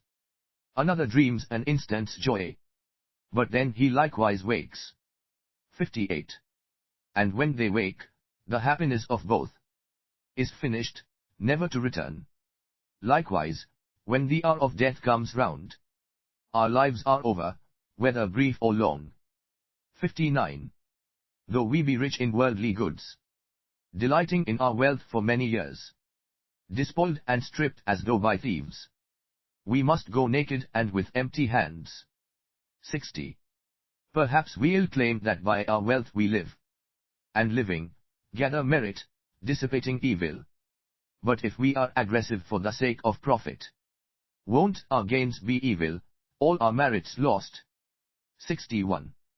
And if the aim for which we live is thereby wasted and undone, what use is there in living thus, when evil is the only consequence? 62. And if, when people slander us, we claim our anger is because they injure others, how is it we do not resent their slander when it's aimed at someone else? 63. And if we bear with this antipathy because it's due to other factors, why are we impatient when they slander us? Defilement, after all, has been the cause of it. 64. Even those who vilify and undermine the sacred doctrine, images, and stupas, are not proper objects of our anger. Buddha are themselves untouched thereby. 65. And even if our teachers, relatives, and friends are now the object of aggression, all derives from factors, as we have explained. This we should perceive and curb our wrath. 66. Beings suffer injury alike from lifeless things as well as living beings. So why be angry only with the latter? Rather let us simply bear with harm. 67. Some do evil things because of ignorance. Some respond with anger, being ignorant. Which of them is faultless in such acts? To whom shall error be ascribed? 68. Instead, why did they act in times gone by, that they are now so harmed at others' hands? Since everything depends on karma, why should I be angry at such things? 69. This I see, and therefore, come what may, I'll hold fast to the virtuous path, and foster in the hearts of all an attitude of mutual love. 70. Now when a building is ablaze, and flames leap out from house to house, the wise course is to take and fling away the straw and anything that spreads the fire. 71. And so, in fear that merit might be all consumed, we should at once cast far away our mind's attachments, tinder for the fiery flames of hate. 72. Is it not a happy chance if when, condemned to death, a man is freed, his hand cut off in ransom for his life? And is it not a happy chance if now, to escape hell, I suffer only the misfortunes of the human state? 73. If even these, my present pains, are now beyond my strength to bear, why do I not cast off my anger, cause of future sorrows in infernal torment? 74. For sake of gaining all that I desired, 8,000 times I underwent the tortures of the realms of hell, achieving nothing for myself and others. 75. The present aches are nothing to compare with those, and yet great benefits will come from them. These troubles that dispel the pain of wanderers, it's only right that I rejoice in them. 76. When others take delight in giving praise to those endowed with talents, why, O mind, do you not find a joy likewise in praising them? 77. The pleasure that is gained therefrom itself gives rise to blameless happiness. It's urged on us by all the holy ones, and is the perfect way of winning others. 78. But they are the ones who will have the happiness, you say. If this then is a joy you would resent, abandon paying wages and returning favors. You will be the loser, both in this life and the next. 79. When praise is heaped upon your qualities, you are keen that others should be pleased thereby. But when the compliment is paid to others, you feel no inclination to rejoice as well. 80. You who want the happiness of beings, have wished to be enlig, turned for their sake. So why should others irk you when they find some pleasure for themselves? 81. And if you claim to wish that beings be enlightened, honored by the triple world, when petty marks of favor come their way, why are you so discomforted? 82. When dependents who rely on you, to whom you are obliged to give support, find for themselves the means of livelihood, will you not be happy? Will you once again be angry? 83. If even this you do not want for beings, how could you want Buddhahood for them? And how can anyone have bodhicitta, who is angry when another prospers? 84. If someone else receives a gift, or if that gift stays in the benefactor's house, in neither case will it be yours. So, given or withheld, why is it your concern? 85. All your merit and the faith of others, all your sterling qualities, why throw them all away, not holding on to what might bring you riches? Tell me, why are you not angry at yourself? 86. Not only do you feel no sorrow for the evils you have done, you even wish to match yourself with those whose merit has been earned. 87. If unhappiness befalls your enemies, why should this be cause for your rejoicing? The wishes of your mind alone will not in fact contrive their injury. 88. And if your hostile wishes were to bring them harm, again, what cause of joy is that to you? Why, then I would be satisfied. Are these your thoughts? Is anything more ruinous than that? 89. Caught upon the hook, unbearable and sharp, cast by the fisherman, my own defilements, I'll be flung into the cauldrons of the pit, and surely boiled by all the janitors of hell. 90. Veneration, praise, and fame serve not to increase merit or my span of life, bestowing neither health nor strength, and nothing for the body's ease. 91. If I am wise in what is good for me, I'll ask what benefit these bring. For if it's entertainment I desire, I might as well resort to alcohol and cards. 80. 92. I lose my life, my wealth I squander, all for reputation's sake. What use are words, and whom will they delight, when I am dead and in my grave? 93. Children can't help crying when their sand castles come crumbling down. My mind is so like them, when praise and reputation start to fail. 94. Short-lived sound, devoid of intellect, can never in itself intend to praise me. I say that it's the joy that others take in me, it's this that is the cause of my delight. 95.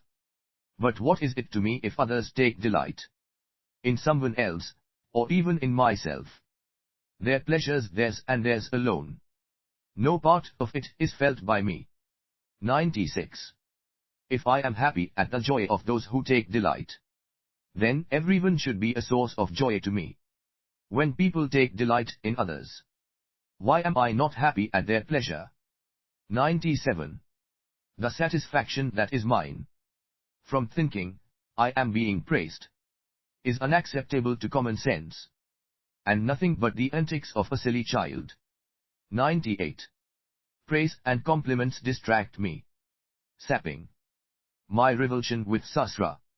I start to envy others their good qualities, and thus all excellence is ruined. 99. Those who stay close by me, then, to damage my good name and cut me down to size, are surely there protecting me from falling into realms of grief. 100. For I am one who strives for freedom. I must not be caught by wealth and honors. How could I be angry with the ones who work to free me from my fetters? 101. They, like Buddha's very blessing, bar my way, determined as I am to plunge myself headlong in sorrow. How can I be angry with them?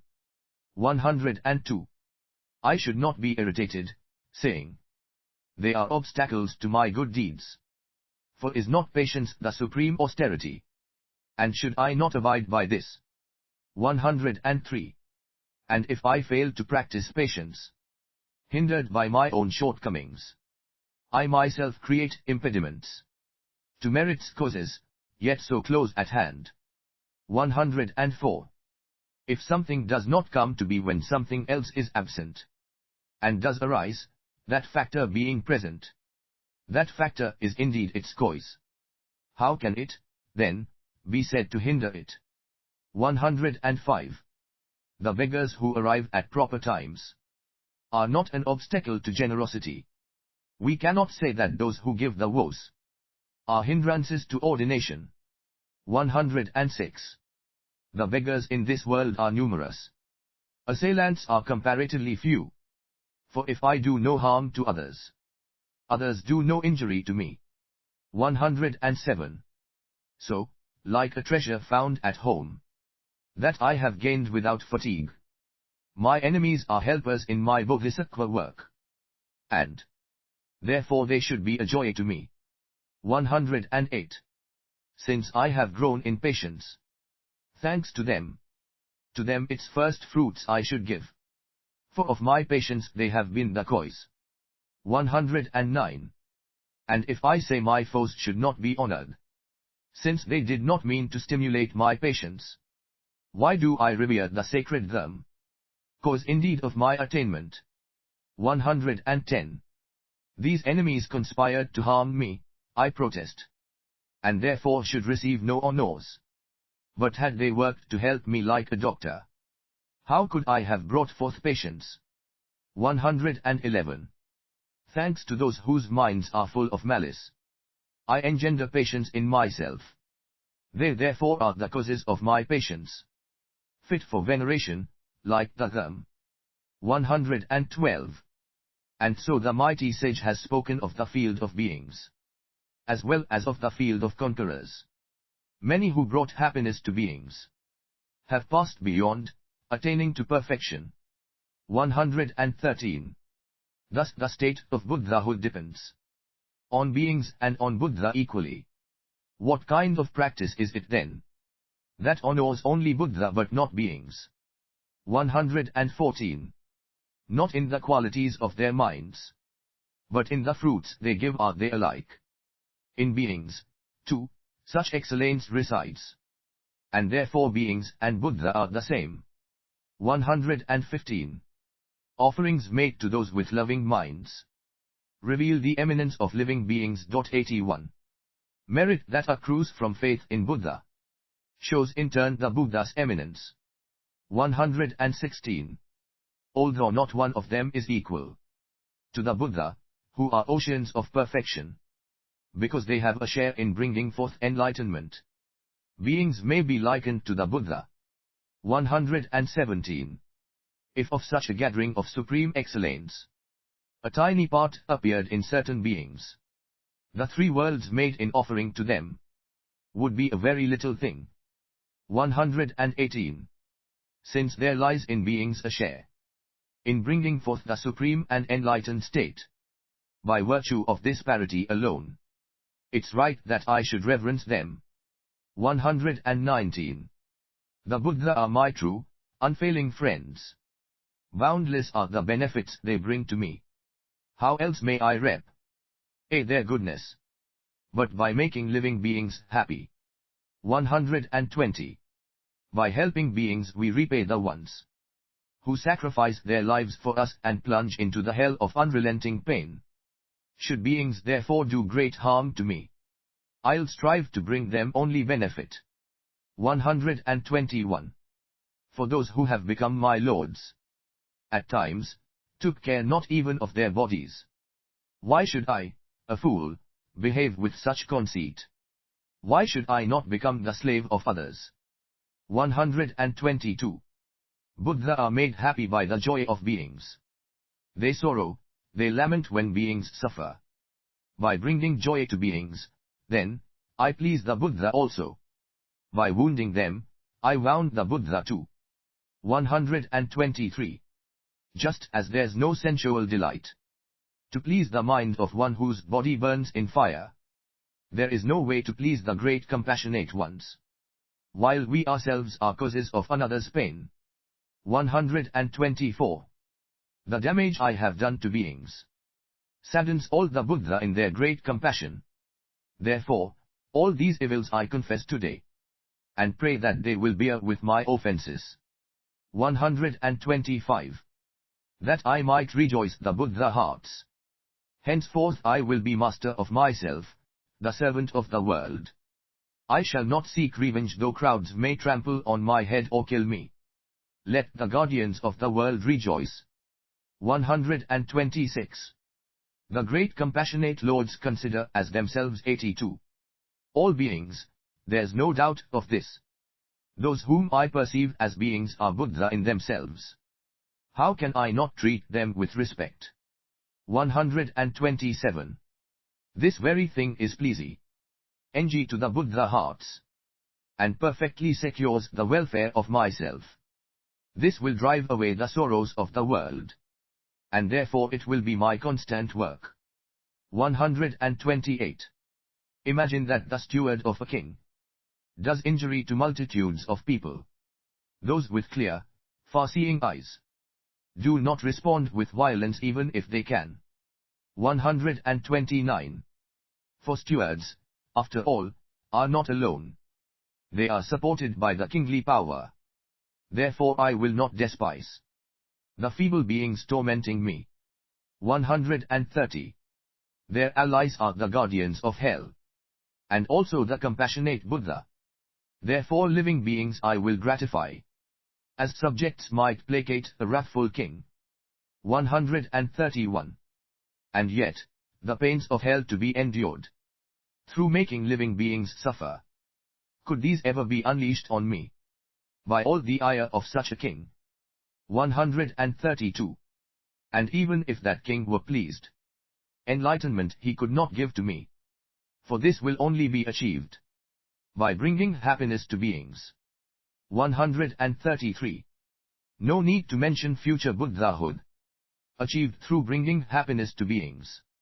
How can I not see that glory, fame, and pleasure, even in this life will likewise come? 134. For patience in sasra brings such things as beauty, health, and good renown. Its fruit is great longevity, the vast contentment of a universal king. 7. Diligence. 1. Thus with patience I will strive with diligence, for in such diligence enlightenment is found. If no wind blows, then nothing stirs, and neither is there merit without diligence. 2.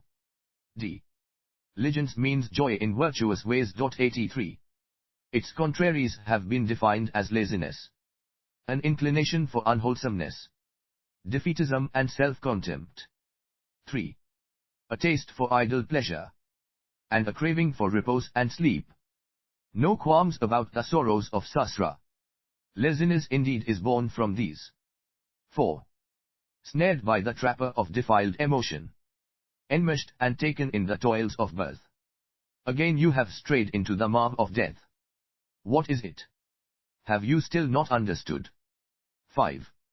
Don't you see how, one by one, death has come for all your kind, and yet you slumber on so soundly, like a buffalo beside its butcher? 6. All the paths of flight are blocked. The Lord of Death now has you in his sights. How can you take such pleasure in your food? And how can you delight to rest and sleep? 84. 7. Death will swoop on you so swiftly. Gather merit till that moment comes. For even if you then throw off your indolence, what will you do when there is no more time? 8. This I have not done, and this I'm only starting, and this, I'm only halfway through. Then is the sudden coming of the Lord of Death. And oh, the thought, alas, I'm finished. 9. You'll look upon the faces of your hopeless friends, their tear-stained cheeks, their red and swollen eyes, for such will be the depths of their distress. And then you'll see the heralds of the deadly Lord. 10. The memory of former sins will torture you. The screams and din of hell break on your ears. With very terror you will foul yourself. What will you do in such delirium? 11. If, like a living fish that twists and writhes, you are so terrified while still alive, what need to speak of pain unbearable in hells created by past evil deeds? 12. How can you remain at ease like this, when you have done the deeds that lead to contact on your tender baby flesh of boiling liquids in the hell of extreme heat? 13. So testy and thin-skinned, you want results without endeavor. Many are the troubles now in store for you, though in the grip of death, you are behaving like a god. 85. And suffering, alas, will beat you down. 14. So take advantage of this human boat. Free yourself from sorrow's mighty stream. This vessel will be later hard to find. The time that you have now, you fool, is not for sleep. 15. You turn your back upon the sacred doctrine, supreme joy and boundless source of bliss. Why delight in mere excitement, in distractions that will cause you misery? 16. Do not be downcast, but marshal all your powers. Make an effort, be the master of yourself. Practice the equality of self and other. Practice the exchange of self and other. 86. 17. Oh, but how could I become enlightened? Don't excuse yourself with such despondency. The Buddha, who declares the truth, has truly spoken and proclaimed. 18. That if they bring forth strength of perseverance, even bees and flies, and gnats and grubs will gain supreme enlightenment so hard to find. 19. And if, by birth and line, each of humankind, I'm able to distinguish good from ill, and do not leave aside the Bodhisattva deeds, why should I not attain the state of Buddhahood? 20. That I must give away my life and limbs alarms and frightens me, if so you say. Your terror is misplaced. Confused. You fail to see what's hard and what is easy. 21. For myriads of ages, measureless, uncounted, your body has been cut, impaled, burned, torn, for times past numbering. Yet none of this has brought you Buddhahood.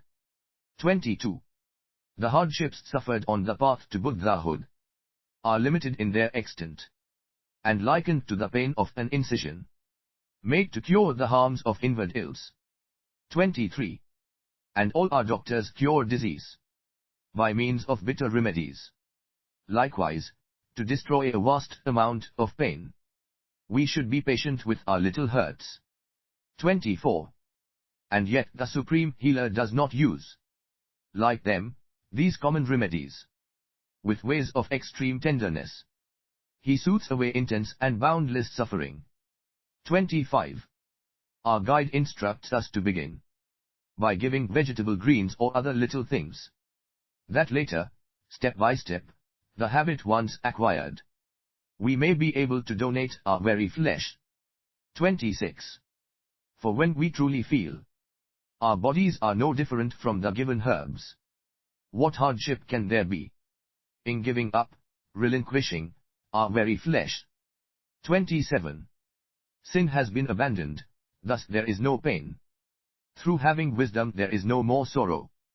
For so it is that mind and body both are injured by false views and sinfulness. 28. Merit is the true cause of the body's ease, while happiness of mind is had through understanding. What can sadden those who have compassion, who remain within sasra for the sake of beings? 29. For through their power of bodhicitta, former sins are totally consumed, and merit, ocean vast, is gathered in. It's therefore said that they excelled the Shvakas. 87. 30. Mounted on the horse of bodhicitta, which puts to flight all mournful weariness. What lucid person could be in despair, proceeding in this way from joy to joy? 31. The forces that secure the good of beings are aspiration, steadfastness, relinquishment, and joy. Aspiration grows through fear of suffering and contemplation of the benefits to be attained. 32. Therefore, leaving everything that is adverse to it, I'll labor to increase my diligence. Through aspiration and self-confidence, relinquishment and joy, by strength of earnest application and exertion of control. 33. The boundless evils of myself and others, I must bring them all to nothing, even though a single of these ills may take unnumbered ages to exhaust. 34. And if I find within myself no sign that faults are even starting to be cleansed, why does my heart not burst asunder, destined as I am for boundless pain? 35. Good qualities for my and others' sake, though they be many, I must now accomplish, even though for each of them I must endeavor for unnumbered ages. 36. Acquaintance I have never gained with even part of such great qualities. It is indeed amazing that I render meaningless this life that somehow I have gained. 37. Offerings to the Buddha I have never made. No feasts were ever held through my donations. No works have I accomplished for the teachings. The wishes of the poor I left unsatisfied. 38.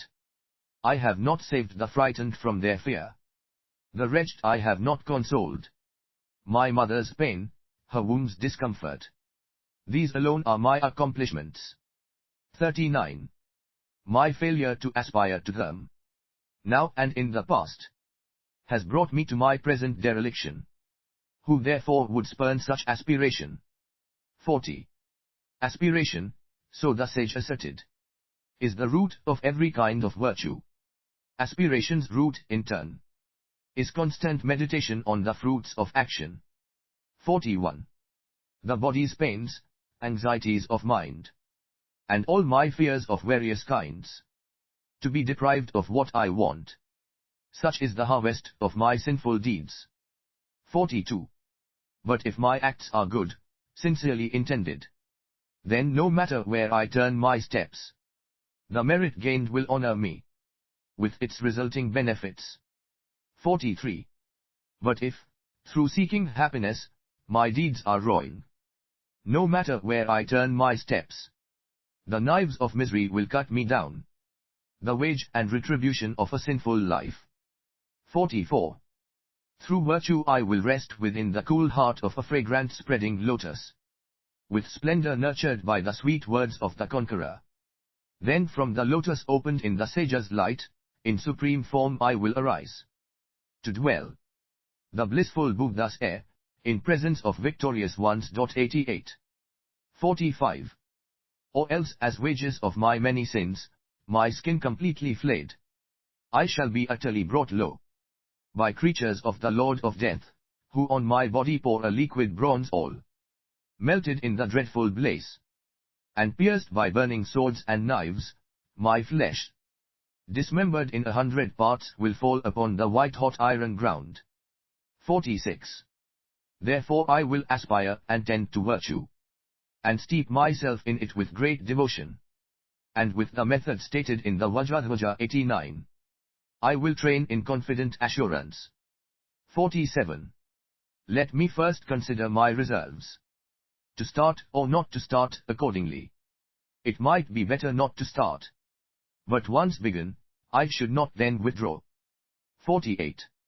For if I do such things, the pattern will return in later lives, and sin and pain will grow, and other actions will be left undone, or else will bear a meager fruit.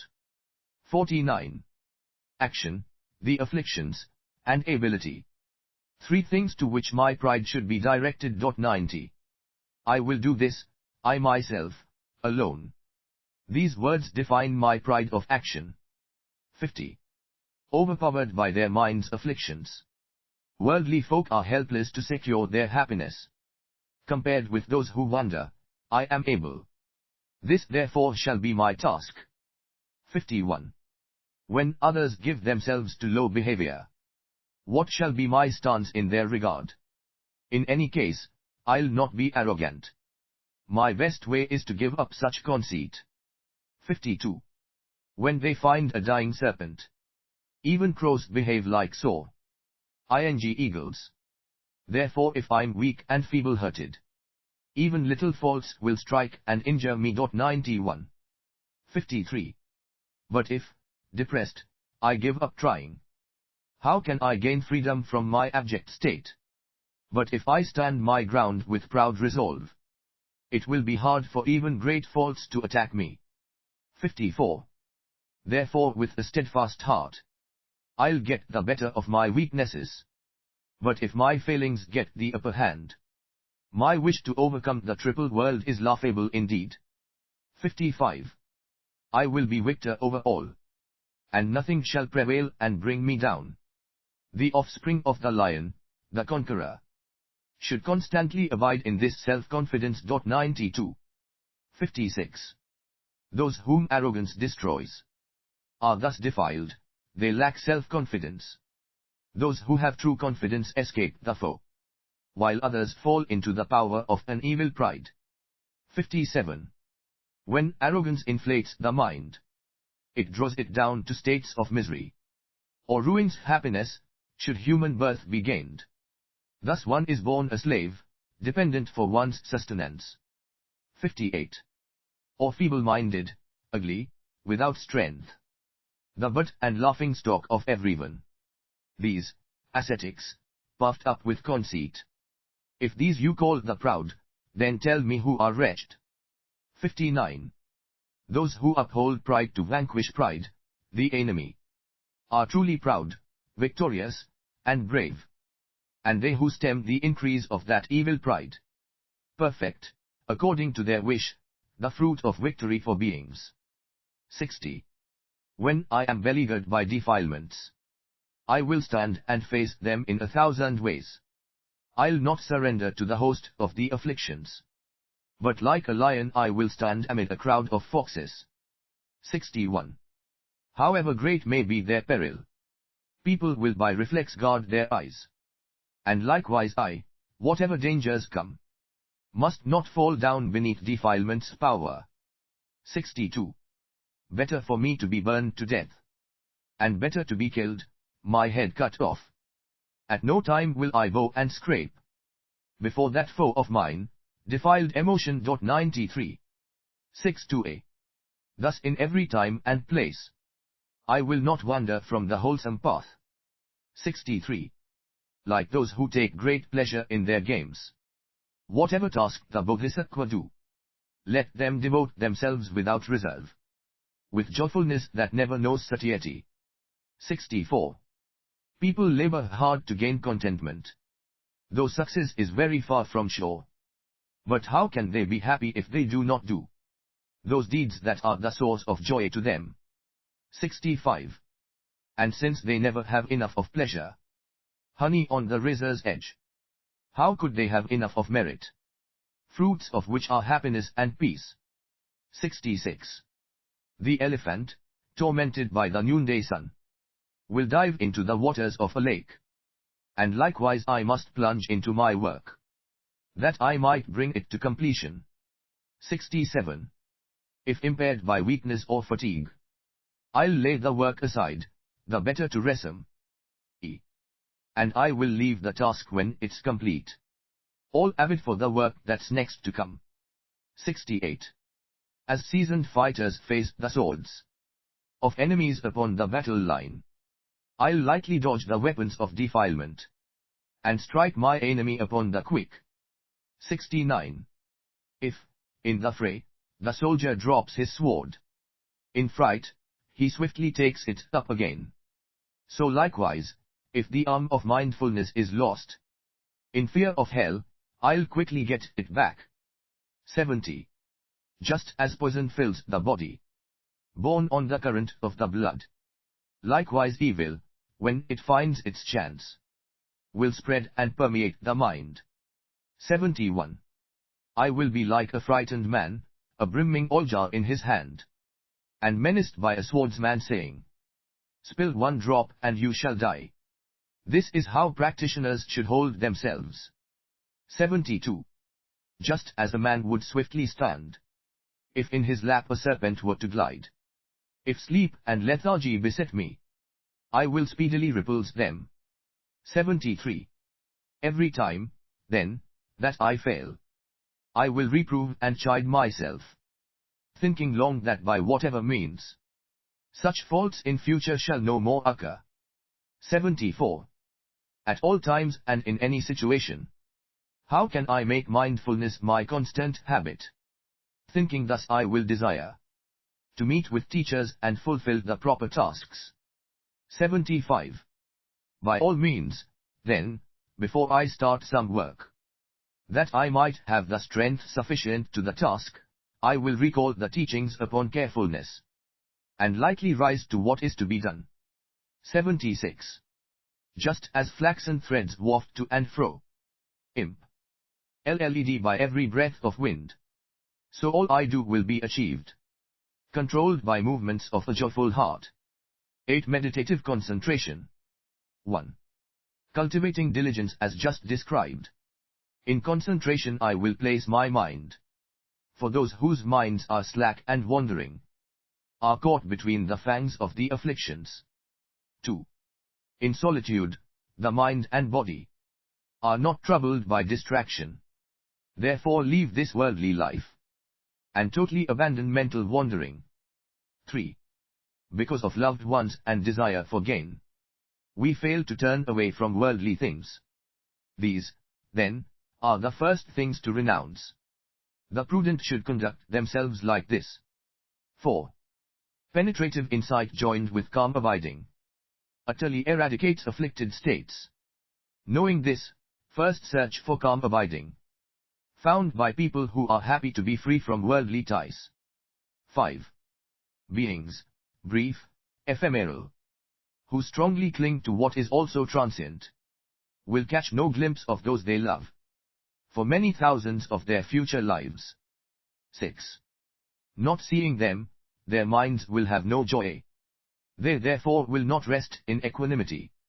But even if they see them, they are not content. And as before, the pain of longing stays. 7. If I crave for other beings, a veil is cast upon the perfect truth. Wholesome disillusion 94 melts away. And finally there comes the sting of pain. 8. My thoughts are all for them, and thus my life is frittered by. My family and friends all change and pass, for whom the changeless them is cast out. 9. For if I act like childish beings, sure it is that I shall fall to evil destinies. So why do I keep company with infants, who lead me to a state so far from virtue? 10. One moment friends, the next, they are bitter enemies. Even pleasant things arouse their discontent. Ordinary people, it is hard to please them. 11. A beneficial word and they resent it, turning me instead from what is good. And when I close my ears to what they say, their anger makes them fall to lower states. 12. Jealous of superiors, they vie with equals. Proud to those below, they strut when praised. Say something untoward, they seethe with rage. What good was ever had from childish folk? 13. Keep company with them and what will follow? Self-aggrandizement and scorn for others. Talk about the good things of Sasra. Every kind of vice is sure to come. 14. Only ruin can result from such a link between myself and others, for they will bring no benefit to me, and I in turn can do them nothing good. 15. Therefore flee the company of childish people. Greet them, when you meet, with smiles that keep on terms of common courtesy, without inviting intimate relations. 16. Like bees that get their honey from the flowers, take only what will serve the practice of the dharma. Treat everyone like new acquaintances, and keep yourself from close familiarity. 17. Oh, I am rich and well respected. Lots of people take delight in me. Nourish such complacency and later, after death, your fears will start. 18. Indeed, O foolish and afflicted mind! You want and crave for all and everything. All this together will rise up, as pain itself, increased 1,000-fold. 19. Since this is so, the wise have no attachments. From such cravings fear and anguish come. And fix this firmly in your understanding. All that may be wished for will by nature fade to nothing. 20. For people may have gained great wealth of riches, enjoying reputation, sweet renown. But who can say where they have gone to now, with all the baggage of their gold and fame? 21. Why should I be pleased when people praise me? Others there will be who scorn and criticize. And why despondent when I'm blamed? Since there'll be others who think well of me. 22. So many are the leanings and the wants of beings, that even Buddha could not please them all. Of such a wretch as me no need to speak. I'll give up such concerns with worldly things. 23. People scorn the poor who have no wealth. They also criticize the rich who have it. What pleasure can derive from keeping company with people such as these, so difficult to please? 24. In kindness childish beings take no delight, unless their own desires are satisfied. A childish person, thus, is no true friend. This the Tathagatas have declared. 25. In woodlands, haunt of stag and bird, among the trees where no dissension jars, it's there I would keep pleasant company. When might I be off to make my dwelling there? 26. When shall I depart to make my home? In cave or empty shrine or under spreading tree? With, in my breast, a free, unfettered heart, which never turns to cast a backward glance. 27. When might I abide in such a place? A place unclaimed and ownerless, that's wide and unconfined, a place where I might stay at liberty, without attachment. 28. When might I be free of fear, without the need to hide from anyone, with just a begging bowl and few belongings, dressed in garments coveted by none? 29. And going to the charnel ground, when shall I compare my body with the dry bones there, so soon to fall to nothing, all alike? 30. This form of mine, this very flesh, is soon to give out such a stench, that even jackals won't come close. And that indeed is all it will become. 31. This body, now so whole and integral, this flesh and bone that life has knit together, will drift apart, disintegrate. And how much more will friend depart from friend? 32. Alone we are born, alone we come into the world. And when we die, alone we pass away. No one shares our fate, and none are suffering.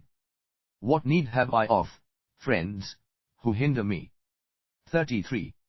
Like those who journey on the road, who pause and lodge along the way, beings on the pathways of existence, seize upon the lodging of their birth. 34. Until the time comes round, when 4 men carry me away, amid the grief of worldly folk. Till then, I will away and go into the forest. 35. There, with no befriending or begrudging, I will stay alone in solitude, considered from the outset as already dead. Thus, when I die, a source of pain to none. 36. Then there will be no one standing by, in tears and mourning, thus to trouble me. And no one will be there distracting me from thinking of the Buddha and the practice. 37. Therefore in these lovely gleaming woods, with joy that's marred by few concerns, where mental wandering will cease, I will remain in blissful solitude. 38. Relinquishing all other aspirations, focusing myself on one intent alone, I'll strive to still my mind, and, calming it, to bring it to subjection. 39. In this and in the worlds to come, desires the parent of all woe. In this world, killing, bonds, and wounds.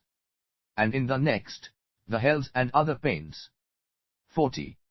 You send your go-betweens, both boy and maid 95. With many invitations for the prize. Avoiding, in the quest, no sin. No deed that brings an ill renown. 41. No acts of frightful risk. No loss and ruin of possessions.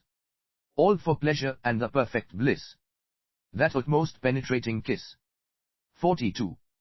Of what in truth is nothing but a heap of bones. Devoid of self, without autonomy. Is this the only object of desire and lust? Sooner passed beyond all suffering and grief. 43. What pains you went to just to lift her face. Her face that modestly looked down. Which, looked upon or not before, was always with the veil concealed. 44. That face for which you languished so. Well, here it is, now. Nakedly exposed. The vultures have uncovered it for you to see. What's this? You run away so soon.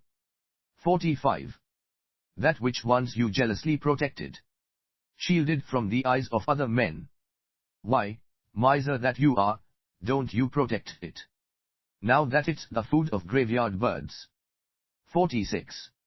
Look, this mass of human flesh is now the fare of carrion beasts. And you would deck with garlands, sandalwood, and jewels, the food and provender of others. 47. Look again, this heap of bones. Inert and dead. Why, what are you so scared of? Why did you not fear it when it walked around? Just like a risen corpse propelled by some strange influence. 48. You loved it once, when clothed and draped it was. Well, now it's naked, why do you not want it? You say, your need is no more there. But why did you embrace it, all bedecked and covered? 49. From food, a single source, come equally the body's filth and nectar of the mouth. So why are you delighted by saliva, and yet repelled by excrement? 50. Taking no delight in pillows made of cotton soft to touch. You claim the human form emits no stench. Befooled by lust, its filth you do not recognize. 51. Lustful one, befuddled by desire. Because you cannot copulate with it, you angrily find fault with cotton, soft though it may be to touch. 52. And if you have no love of filth, how can you cuddle on your lap a cage of bones tied fast with sinews, plastered over with the mud of flesh? 53. In fact you are full of filth yourself. You wallow in it constantly. It is indeed just filth that you desire, and therefore long for other sacks of it. 54. But it's the skin and flesh I love to touch and look upon. Then why do you not wish for flesh alone, inanimate and in its natural state? 55. The mind that you perhaps desire, you cannot hold or look upon. Whatever you can hold or see is not the mind. Why copulate with something it is not? 56. To fail to grasp the unclean nature of another's flesh is not perhaps so strange. But not to see the filthy nature of oneself is very strange indeed. 57. Why does the mind, intent on filthiness, neglect the fresh young lotus blossom, opened in the sunlight of a cloudless sky, to take joy rather in a sack of dirt? 58. And since you are disinclined to touch a place or object grimed with excrement, why do you wish to touch the body whence such excrement has come? 59. And if you have no craving for impurity, why will you now embrace and kiss what comes from such an unclean place, engendered likewise from an unclean seed? 96. 60.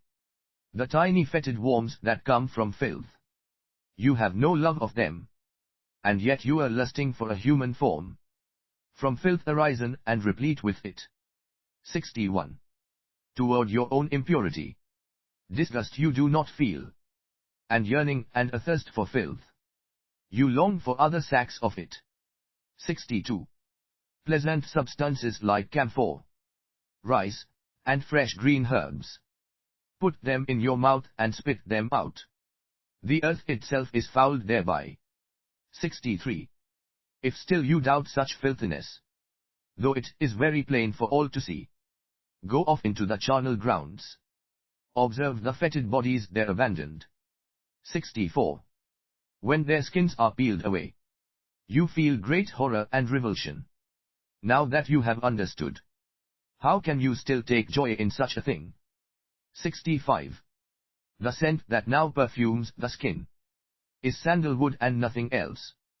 Yet how is it that one thing's fragrance causes you to long for something else? 66. Is it not best to have no lust for something that by nature stinks? The worldly crave beside their purpose. Why do they anoint their flesh with pleasant scents? 67. For if this scent is sandalwood, how can it be the perfume of the body? How is it that the fragrance of a thing induces you to crave for something else? 68.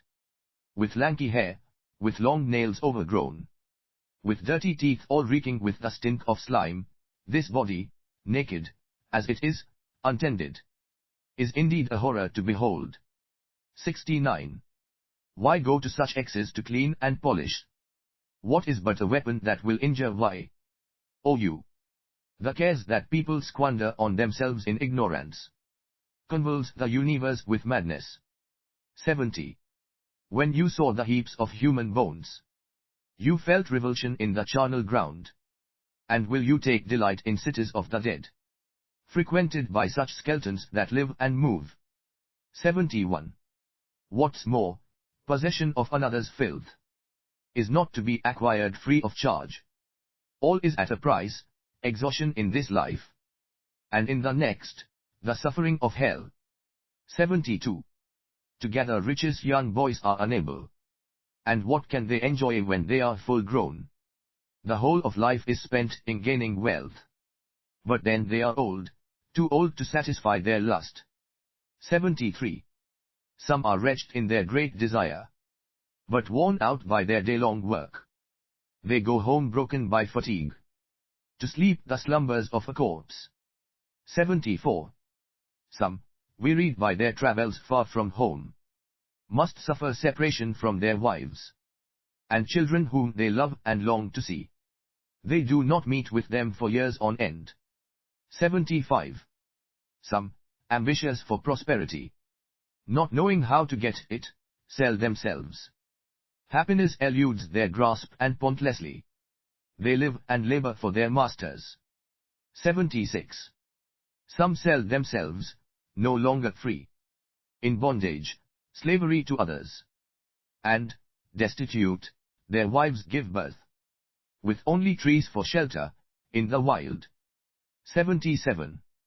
Fools deceived by craving for a livelihood decide that they will make their fortune in the wars, though fearful for their lives, and seeking gain, it's slavery they get. 78.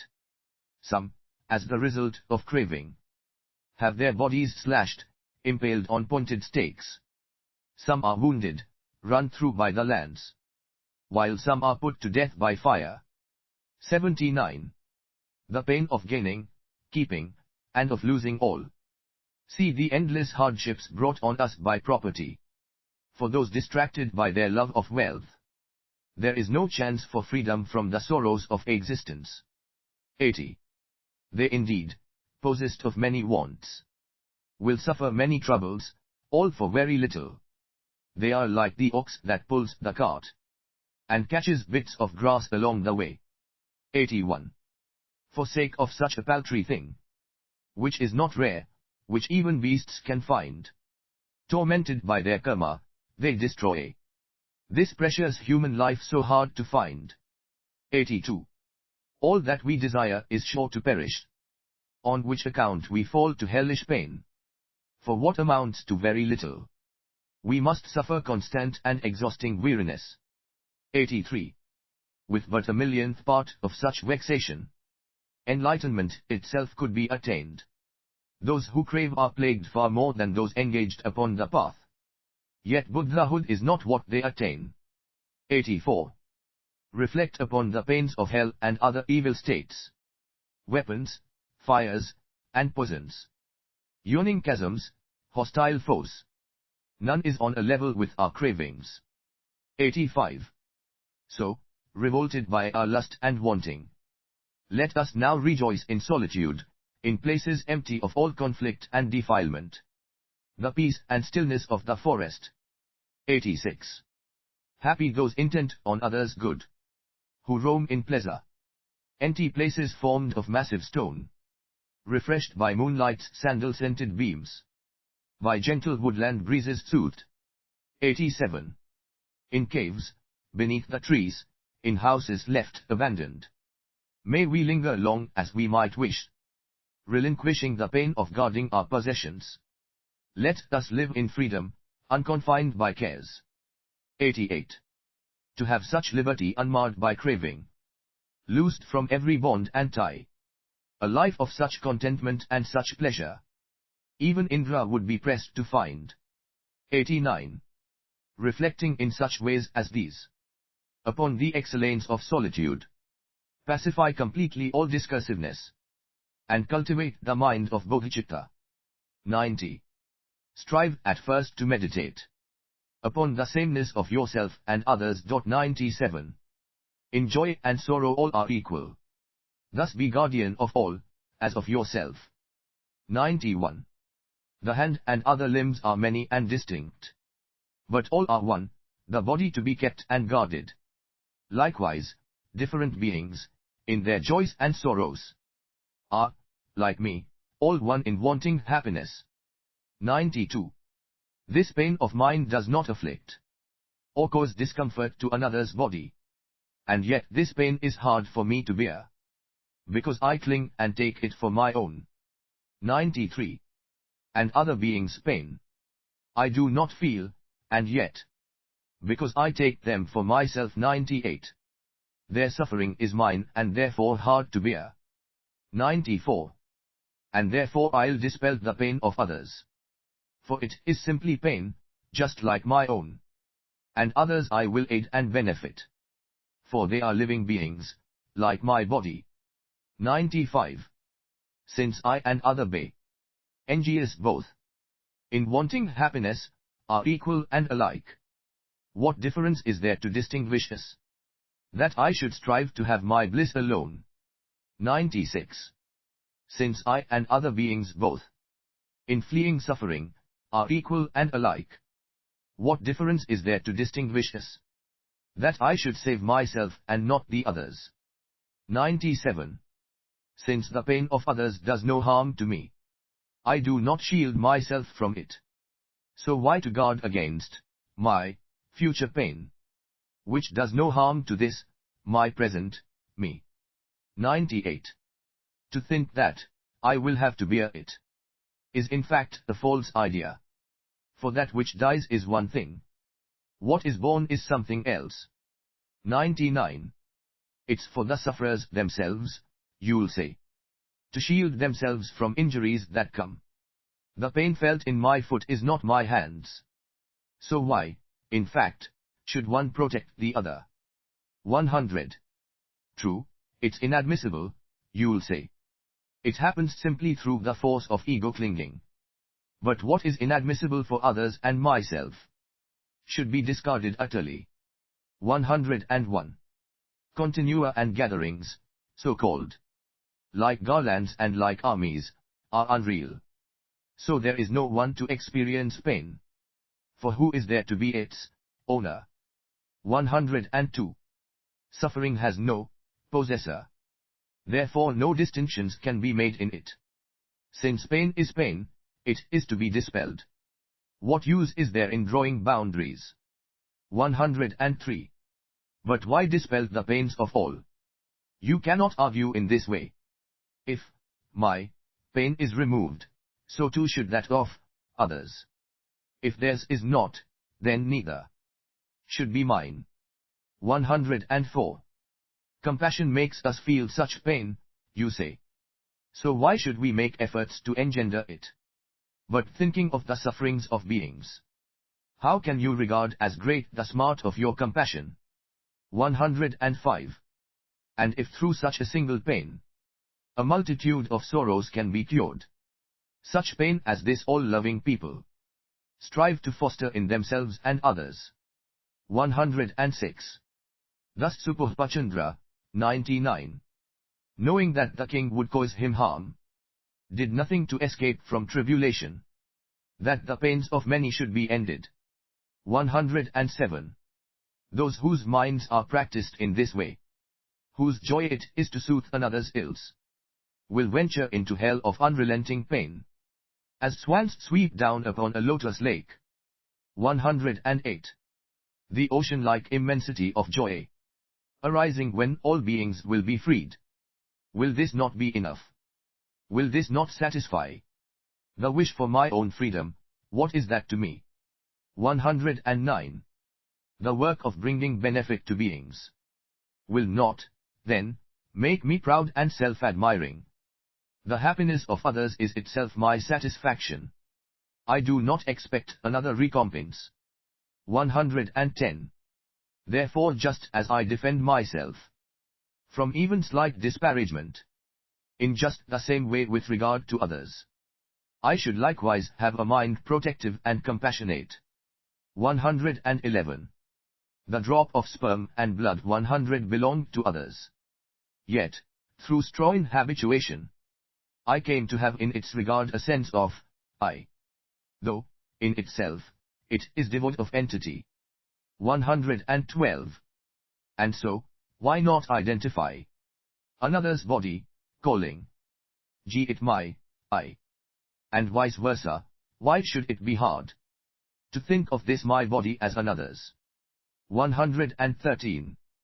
Perceiving now the faults possessed by I, the ocean of good qualities that are in other, I shall lay aside all love of self, and gain the habit of adopting other beings.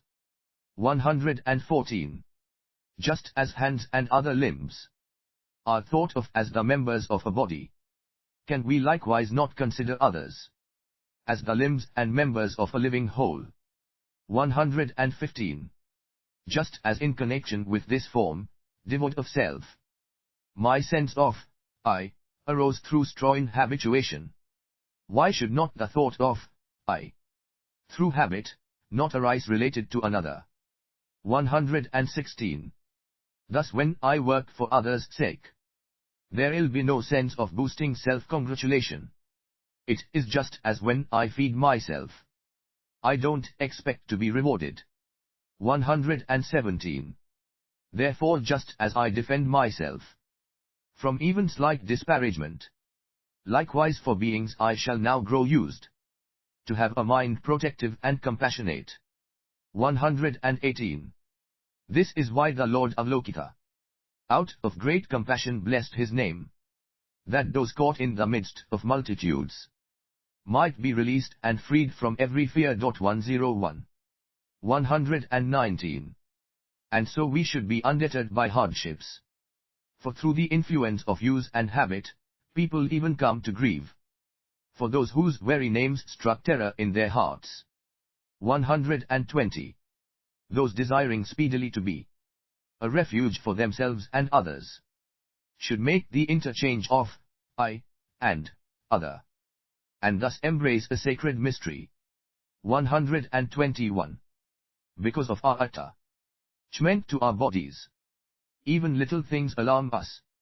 This body, then, this source of so much terror, who would not detest it as the worst of foes? 122. Wishing to relieve our body's ills, our hungry mouths, the dryness of our throats, we steal the lives of fishes, birds, and deer, and lie in wait along the road. 123. And for the sake of profit and position, some there are who even kill their parents, or steal what has been offered to the triple gem, because of which they'll burn in hell of unrelenting pain. 124.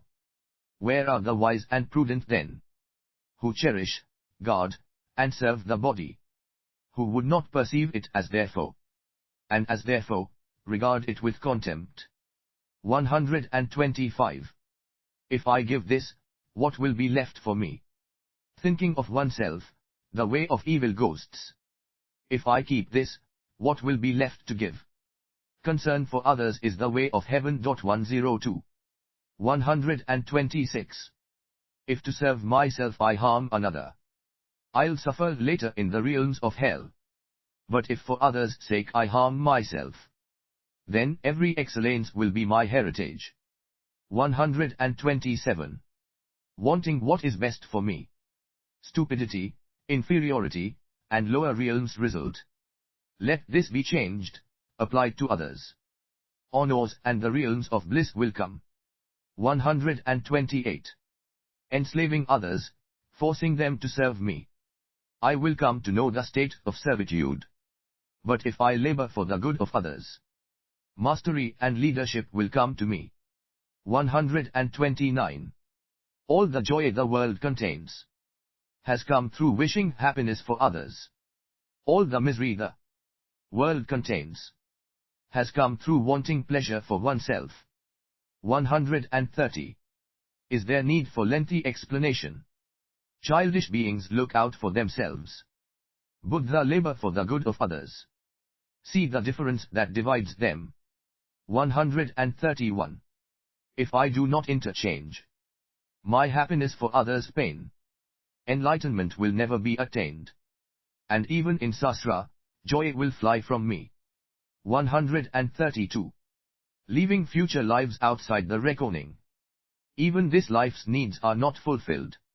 The servants do not do their work, and masters do not pay the wages earned. 133. Casting far away abundant joys that may be gained in this or future lives, because of bringing harm to other beings, I ignorantly bring myself intolerable pain. 134. All the harm with which this world is rife, all fear and suffering that there is, clinging to the I, has caused it. What am I to do with this great demon? 135. If this I is not relinquished wholly, sorrow likewise cannot be avoided. If they do not keep away from fire, people can't escape from being burned. 136. To free myself from harm, and others from their sufferings, let me give myself to others, loving them as I now love myself. 137. For I am now beneath the rule of others. Of this you must be certain, O my mind. And now no longer shall you have a thought that does not wish the benefit of beings. 138. My sight and other senses, now the property of others. To use them for myself would be improper, and it is likewise disallowed. To use my faculties against their owners. 139. Thus sentient beings will be my chief concern, and everything I see my body has will all be seized and offered for the use and service of all other beings. 140.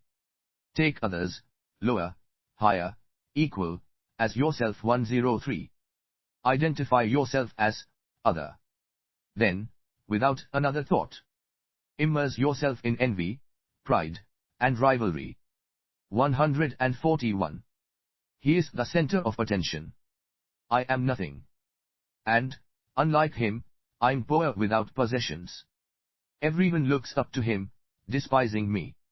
All goes well for him, for me there's only bitterness. 142.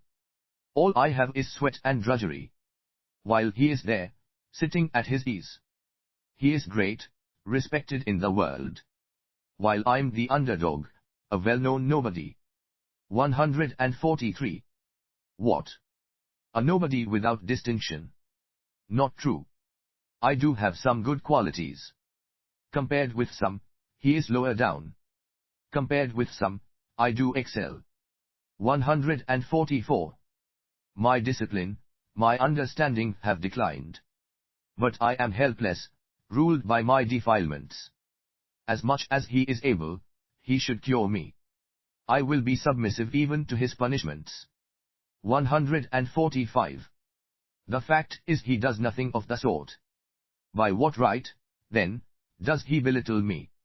What use, then, are his qualities to me? Those qualities of which he is so possessed. 146. Indifferent to the plight of living beings, who tread the brink of evil destinies. He makes an outward show of virtues, and even wants to vie with sages. 147. That I might excel, outstripping him, regarded as my peer and equal. In contests I will certainly secure my fame and fortune, public renown. 148. By every means I'll advertise my gifts to all the world, ensuring that his qualities remain unknown, ignored by everyone. 149. My faults I will conceal, dissimulate. For I, not he, will be the object of devotion. I, not he, will gain possessions and renown. I will be the center of attention. 150. I will take such satisfaction in his evil deeds and degradation. I will render him despicable, the butt and laughing stock of everyone. 151. People say this pitiful nonentity is trying to compete with me. But how can he be on a par with me, in learning, beauty, wealth, or pedigree? 152. Just to hear them talk about my excellence, my reputation on the lips of all, the thrill of it sends shivers down my spine, a pleasure that I bask and revel in. 153. Even if he does have something, I'm the one he is working for. He can keep enough just to survive, but with my strength I'll steal the rest away. 154. I will wear his happiness away. I will always hurt and injure him. He is the one who in Sasra did me mischiefs by the hundred. 155. Countless ages, O my mind, you spent, desiring to attain your aims. And what great weariness it was, while your reward was only misery. 156. And therefore now most certainly, apply yourself completely to the good of others. The Buddha did not lie in what he said. You'll see the benefits that come from it. 157. If indeed, you had in former times embraced this work and undertaken it, you could not still be lacking in the perfect bliss of Buddhahood. 158. Therefore, just as you identify a drop of others' blood and sperm, and cling to it as though it were yourself, now take sentient beings, others, as yourself. 159. Now for others you should spy on everything your body seems to have. Steal it, take it all away, and use it for the benefit of others. 160. I indeed am happy, others sad. I am high and mighty, others low. I am helped while others are abandoned. Why am I not jealous of myself? 161. Happiness, fulfillment, these I give away. The pain of others, this I will embrace. Inquiring of myself repeatedly, I will thus investigate my faults. 162. When others are at fault, I'll take and turn the blame upon myself, and all my sins, however slight, declare and make them known to many. 163. The fame of others I will magnify, that it might thus outshine my own. Among them I will be as one who serves my lowly labor for their benefit. 164. This ego is by nature rife with faults. Its accidental gifts I should not praise. Whatever qualities it has I'll so contrive that they remain unknown to everyone. 165. All the harm, in short, that ego does, to its advantage and to others' cost, may all of it descend upon itself, to its own hurt, to others' benefit. 166. Do not let it strut about the place, so arrogant, so overbearing. But like a newly wedded bride, let it be demure and blushing, timorous and shy. 167. Do this. Be like that. Such things don't ever do. It's thus that you will bring it forcibly to heel. And if it oversteps the mark, well then, apply the lash. 168. And so, O mind, if still you will refuse, though you have been so lengthily advised, since every evil has its roots in you, you are indeed now ripe for punishment. 169. The time when you could do me harm is in the past and now is here no more. Now I see you. Where will you escape? I'll bring you down with all your haughty insolence. 170. Let every thought of working for yourself be utterly rejected, cast aside. Now that you have been sold to others, stop your whining, be of service. 171. For if, through being inattentive, I do not deliver you to others, you will hand me over, it is certain, to the guards and janitors of hell. 172. For this is how so many times you have betrayed me, and how long I have suffered. Now my memory is full of rancor. I will crush your selfish schemes. 173. And so it is that if I want contentment, I should never see to please myself. And likewise, if I wish to guard myself, of others I should always be the guard. 174. To the extent this human form is corseted and saved from hurt, just so, to that degree, it dwindles to a weak and fretful state.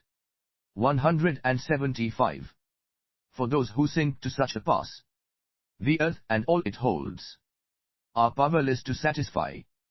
For who can give them all they crave? 176. Their hopeless craving brings them misery, and evil schemes invade their minds, while those with free, untrammeled hearts will never know an end of excellence. 177. Therefore for the increase of my body's wants, I'll give no space, no opportunity. And of possessions, those things are the best that do not captivate by their attractiveness. 178.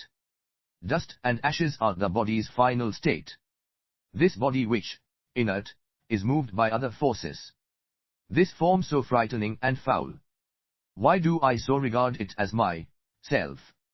179. Alive or dead, what difference does it make? What use is this machine to me? What difference will divide it from a clod of earth? Alas that I don't rid myself of pride. 180. Through lavishing attention on this body, such sorrow have I brought myself so senselessly. What use is all my wanting, all my hating? For what indeed is like a log of wood? 181. Whether I protect and pamper it, or whether it is eaten up by carrion birds, this body feels no pleasure, no aversion. Why then do I cherish it so much? 182.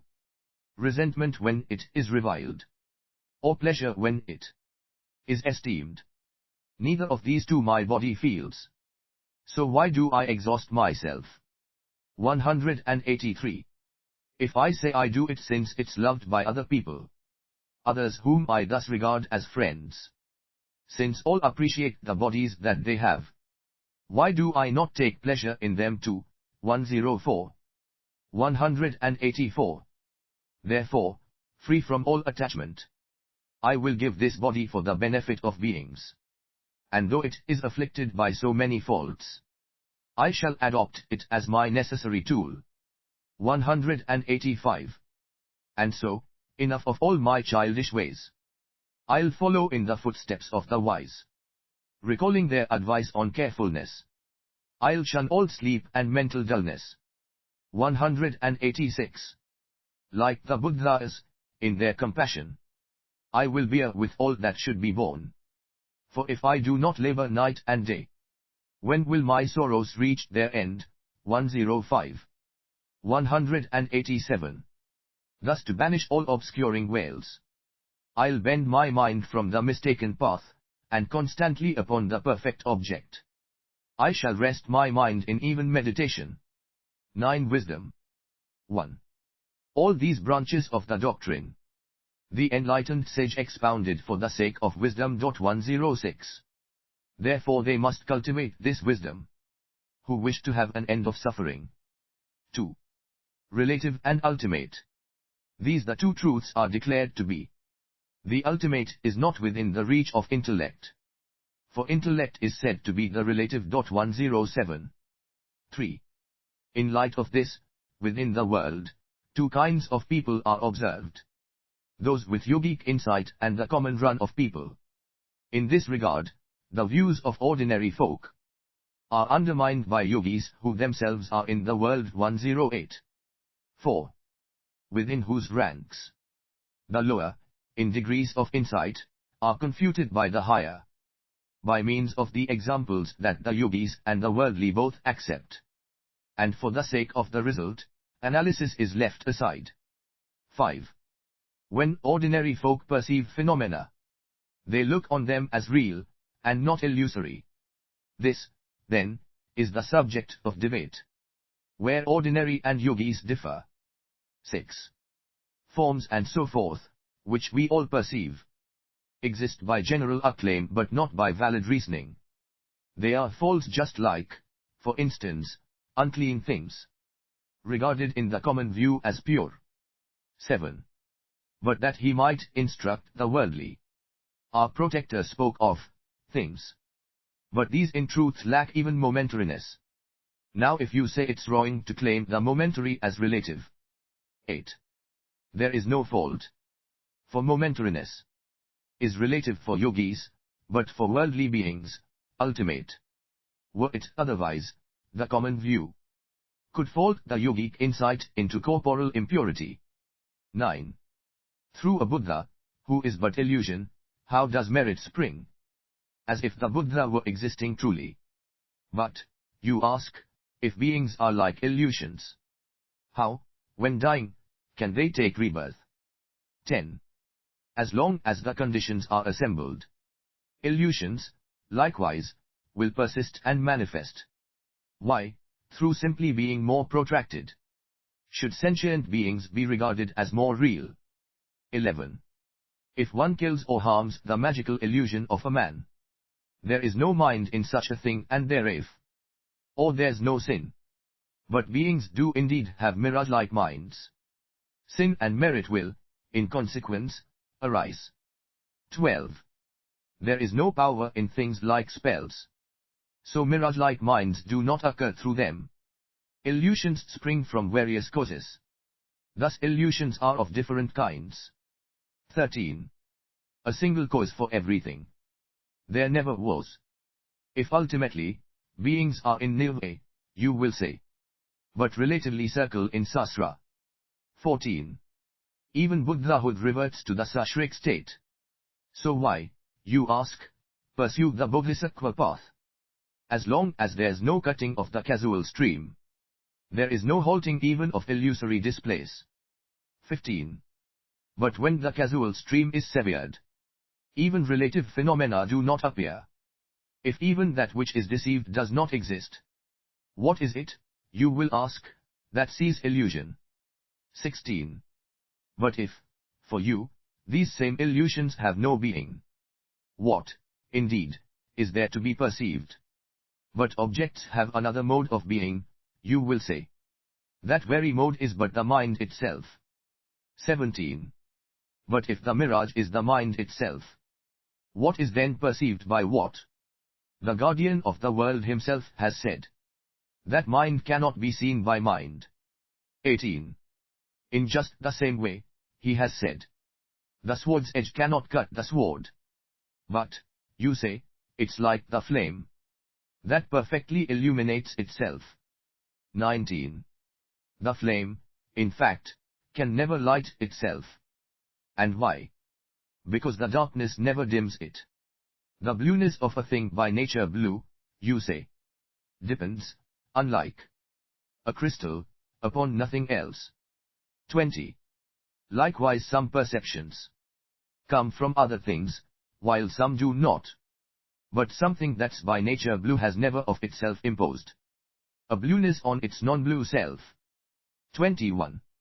The phrase, the lamp illuminates itself. The mind can know and formulate. But what is there to know and say? That mind is self-illuminating. 22. The mind, indeed, is never seen by anything. And therefore, whether it can know, or cannot know, itself, is like the beauty of a barren woman's daughter. Something that it's pointless to discuss. 23. But if, you ask, the mind is not self-knowing, how does it remember what it knew? We say that, like the poison of the water rat, it's through the link with things experienced that memory occurs. 24. In certain cases, you will say, the mind can see the minds of others, how then not itself? But through the application of a magic balm, the eye may see the treasure, but the salve it does not see. 25. It's not indeed our purpose to disprove experiences of sight or sound or knowing. Our aim is here to undermine the cause of sorrow, the thought that such phenomena have true existence. 26. Illusions are not other than the mind, you say. And yet you don't consider them the same. How could they not be different if the mind is real? And how can mind be real if you deny a difference? 27. Although it is unreal, a mirage can be seen. And that which sees is just the same. But sasra must be based on something real, you say. Or else it is like empty space. 28. But how could the unreal be causally effective? Even if it rests on something real. This mind of yours is isolated and alone. Alone, in solitude, and unaccompanied. 29. If the mind indeed is free of objects, all beings must be Buddha, thus gone and enlightened. And so, what purpose can there be in saying thus, that there is only mind? 30. Even if we know that all is like illusion, how, you ask, will this dispel afflictive passion? Magicians may indeed themselves desire the mirage women they themselves create. 31. The reason is they have not rid themselves of habits of desiring objects of perception. And when they gaze upon such things, their aptitude for emptiness is weak indeed. 32. By training in this aptitude for emptiness, the habit to perceive real things will be relinquished. By training in the thought, there isn't anything, this view itself will also be abandoned. 33. There is nothing, when this is asserted. No thing is there to be examined. How can a nothing, wholly unsupported, rest before the mind as something present? 34. When something and its non-existence both are absent from before the mind, no other option does the latter have. It comes to perfect rest, from concepts free. 35. As the wishing jewel and tree of miracles fulfill and satisfy all hopes and wishes, likewise, through their prayers for those who might be trained, the physical appearance of the conquerors occurs. 36. The healing shrine of the Garua, even when its builder was long dead, continued even ages thence, to remedy and soothe all plagues and venom. 37. Likewise having gained the shrine of victory, in accordance with their deeds for sake of Buddhahood, though Bodhisattva passed beyond all grief, they yet can satisfy all ends. 38. But how, you ask, can offerings made to beings freed from all discursiveness give fruit? It's said that whether Buddha live or pass beyond, the offerings made to them are equal in their merit. 39. Whether you assert them in the ultimate or relative merit, so the scriptures say, arises, just as there will be results when Buddha are considered truly real. 40. We are free, you say, through seeing the four truths. What use is it to us, this view of emptiness? But as the scriptures have themselves proclaimed, without this path there can be no enlightenment. 41. You say the Mahayana has no certainty. But how do you substantiate your own tradition? Because it is accepted by both parties, you will say. But at the outset, you yourself lacked proof. 42. The reasons why you trust in your tradition may likewise be applied to Mahayana. Moreover, if accord between two parties shows the truth, the Vedas and the rest are also true. 43. Mahayana is at fault, you say, because it is contested. But Buddhist texts are questioned by extremists, while Buddhists also vie among themselves. And so your own tradition you must now abandon. 44. The true monk is the root of Dharma. And to be a monk is difficult indeed. It's hard for minds enmeshed in thoughts to pass beyond the bonds of suffering. 45. You say there's liberation in the instant, that defilements are entirely forsaken.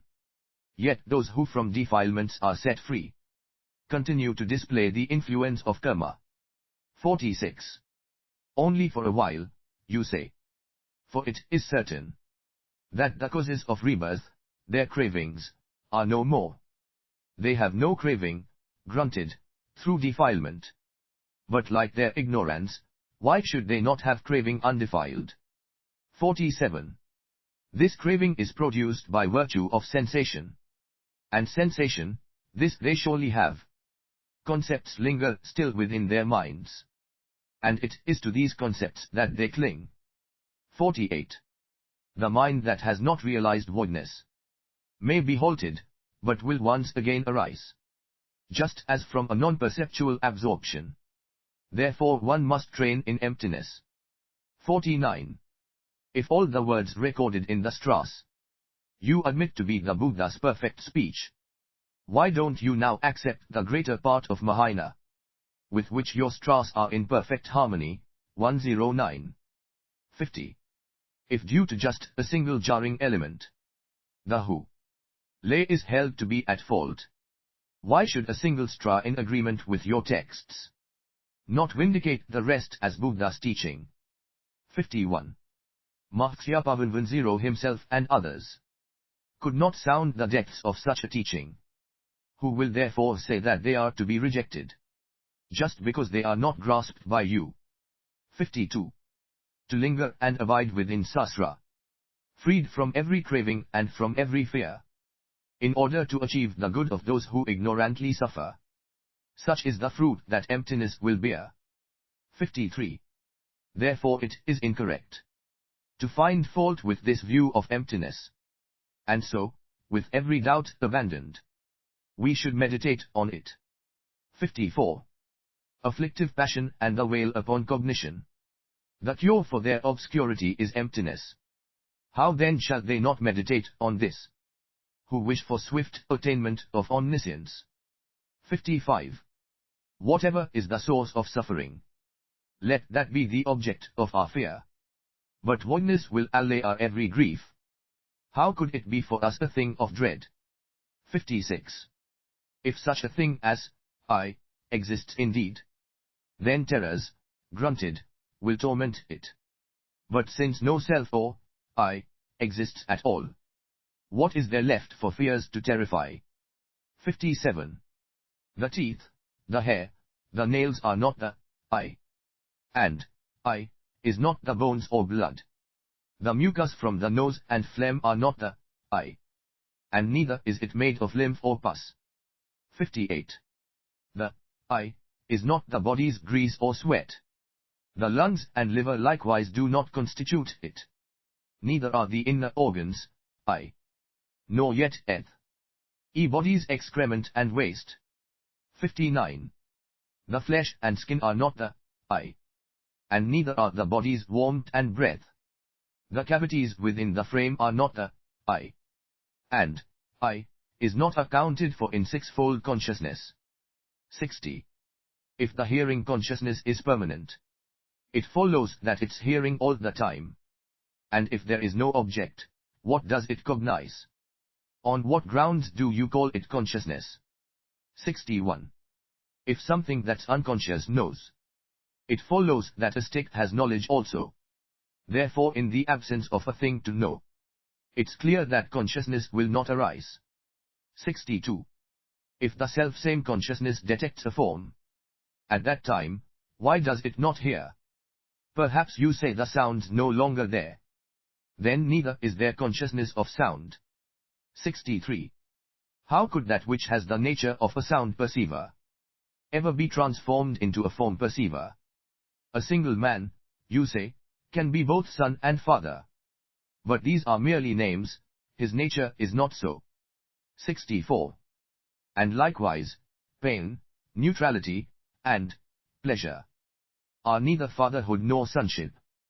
And we indeed have never yet observed a consciousness of form perceiving sound. 65. But like an actor, you reply, it takes a different role and sees. If so, this consciousness is not a constant thing. And if its later mode is still the first, that's identity indeed and never seen before. 66. But its different modes, you say, are quite unreal. Its essence therefore you must now describe. You say that this is simply knowing. It follows that all beings are a single thing. 67. What has mind and what does not have mind are thus identical, for both are equal in existing.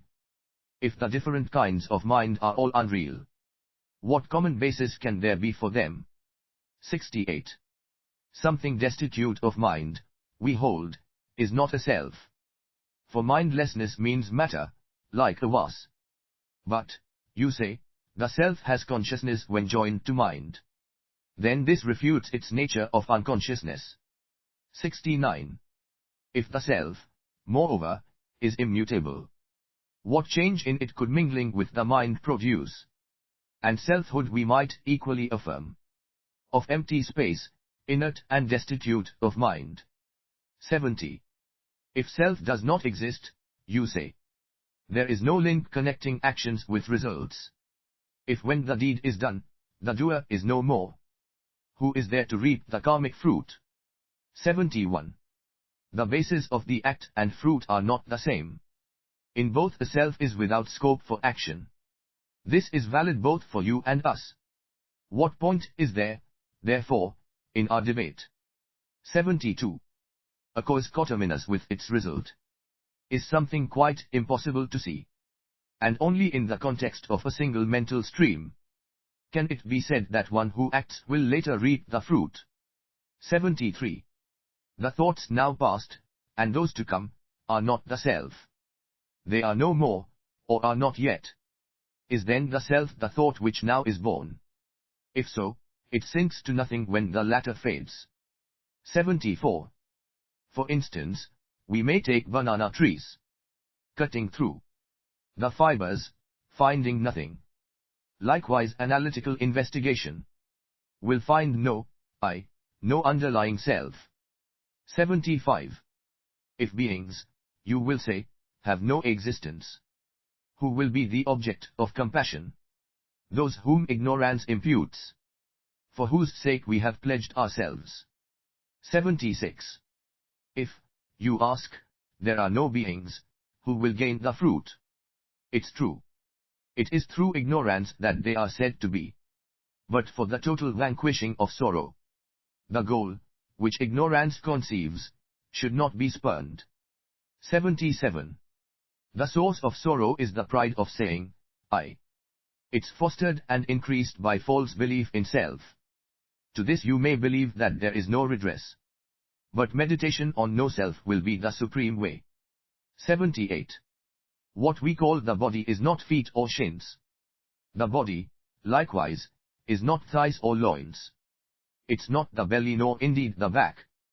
And from the chest and arms the body is not formed. 79. The body is not ribs or hands, armpits, shoulders, bowels, or entrails. It is not the head, and it is not the throat. What is the body, then, in all of this? 80. If the body, spreads itself, and with the members coincides. Its parts indeed are present in those parts. But where does body, in itself, abide? 81. But if the body, single and entire, is present in the hands and other members, however many parts there are, the hands and all the rest, you will find an equal quantity of bodies. 82. If body is not outside or within its parts, how is it, then, residing in its members? And since it is not other than its parts, how can you say that it exists at all? 83.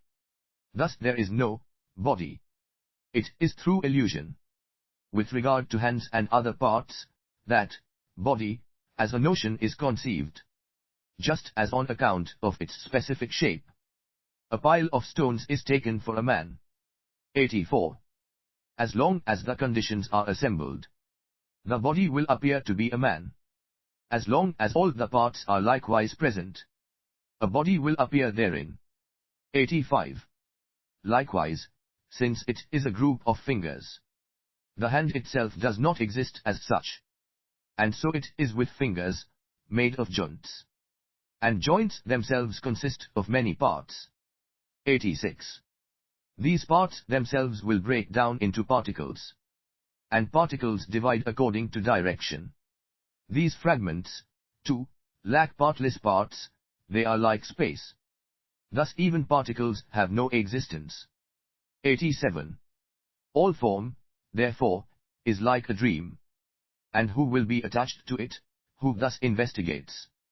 The body, in this way, has no existence. What, therefore, is male and what is female? 88. If suffering itself is truly real, why is joy not altogether quenched thereby? If pleasure's real, then why will pleasant tastes not comfort and amuse a man in agony? 89. If the feeling fails to be experienced through being overwhelmed by something stronger, how can feeling rightly be ascribed to that which lacks the character of being felt? 90. Perhaps you say that only subtle pain remains. Its grosser form has now been overmasked. Read. Or rather it is felt as mere pleasure. But what is subtle still remains itself. 91. If, because its opposite is present, discomfort fails to manifest, is not the claim that it's a feeling no more than a mental imputation? 92. Since so it is, the antidote is meditation and analysis. Absorption grown in fields of their investigation is indeed the food and sustenance of yogis. 93. If between the sense power and a thing there is a space, how will the two terms meet? And if there is no space, they form a unity. And therefore what is it that meets with what? 94. No penetration can there be of particle by particle, for they are both the same in lacking volume. But if they do not penetrate, they do not merge. And if they do not merge, there's no encounter. 95. For how could anyone accept that what is partless could be said to meet? And you must show me, if you ever saw a contact taking place between two partless things. 96. Consciousness is immaterial, and so one cannot speak of contact with it. A combination, too, has no reality, just as we have previously shown. 97. If therefore there's no touch or contact, whence is it that feeling takes its rise? What purpose is there, then, in all atol? For what is it, indeed, that torments what?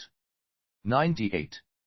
Since there is no subject for sensation, and sensation, too, lacks all existence, how is craving not arrested?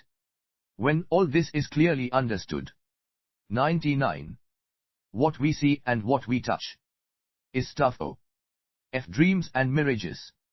If feeling is coincident with consciousness, it follows that it is not seen thereby. 100. If the one arises first, the other after, Memory occurs and not direct sensation. Sensation is without perception of itself. And likewise, by another it is not perceived. 101. The agent of sensation has no real existence. Thus sensation, likewise, has no being.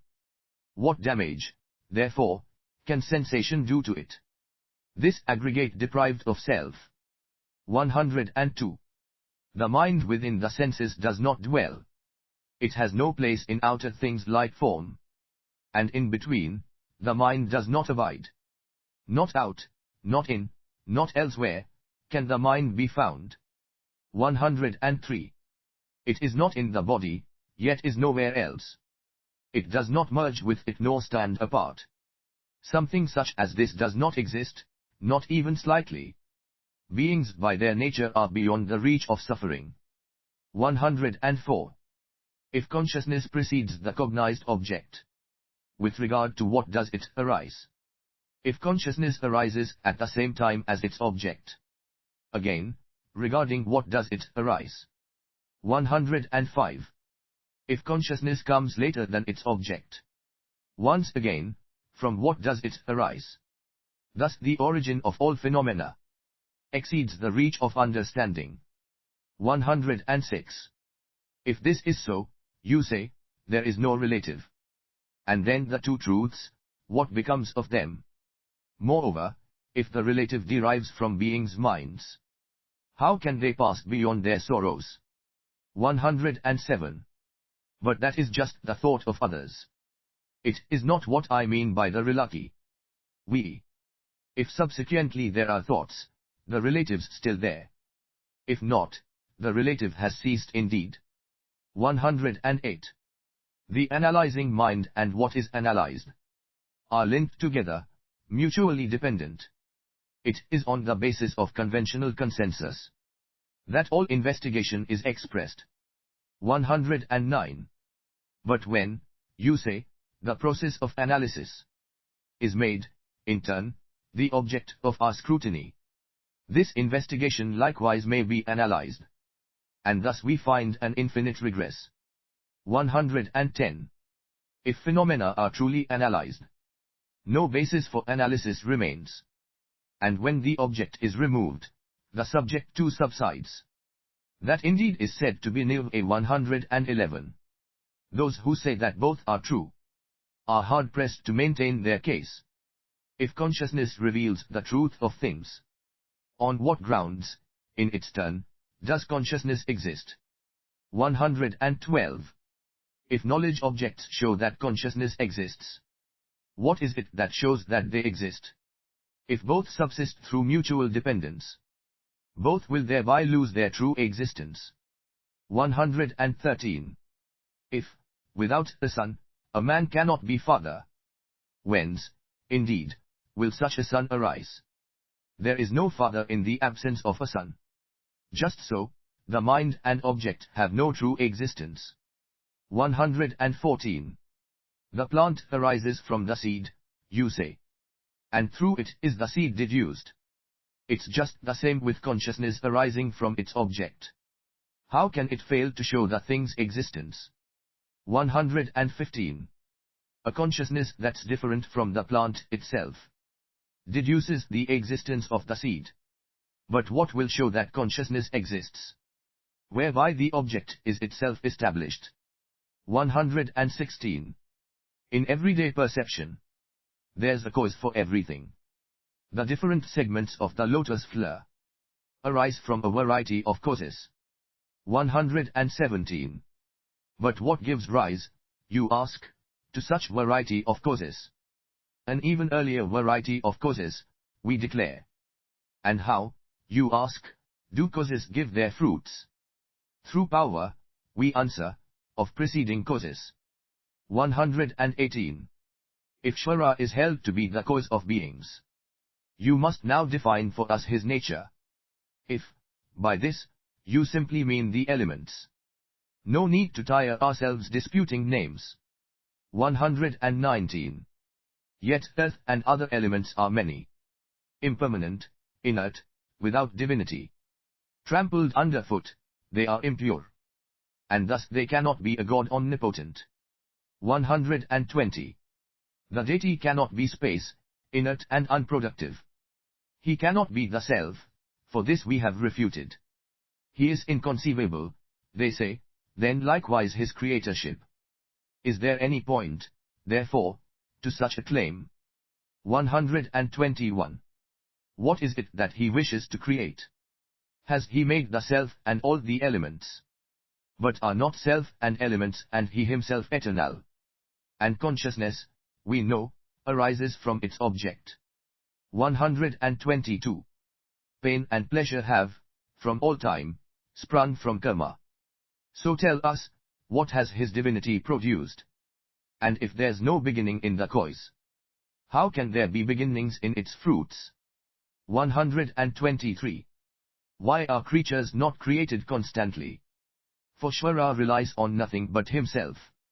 And if there's nothing that he has not made, what remains on which he might depend? 124. If Shvara depends, the cause of all is but the meeting of conditions and not Shvara. When these obtain, he cannot but create. When these are absent, he is powerless to make. 125. If Almighty God does not intend, but yet creates, another thing has forced him. If he wishes to create, he is swayed by his desire. So even though creator, what of his omnipotence? 126. Those who hold the permanence of particles were indeed refuted earlier.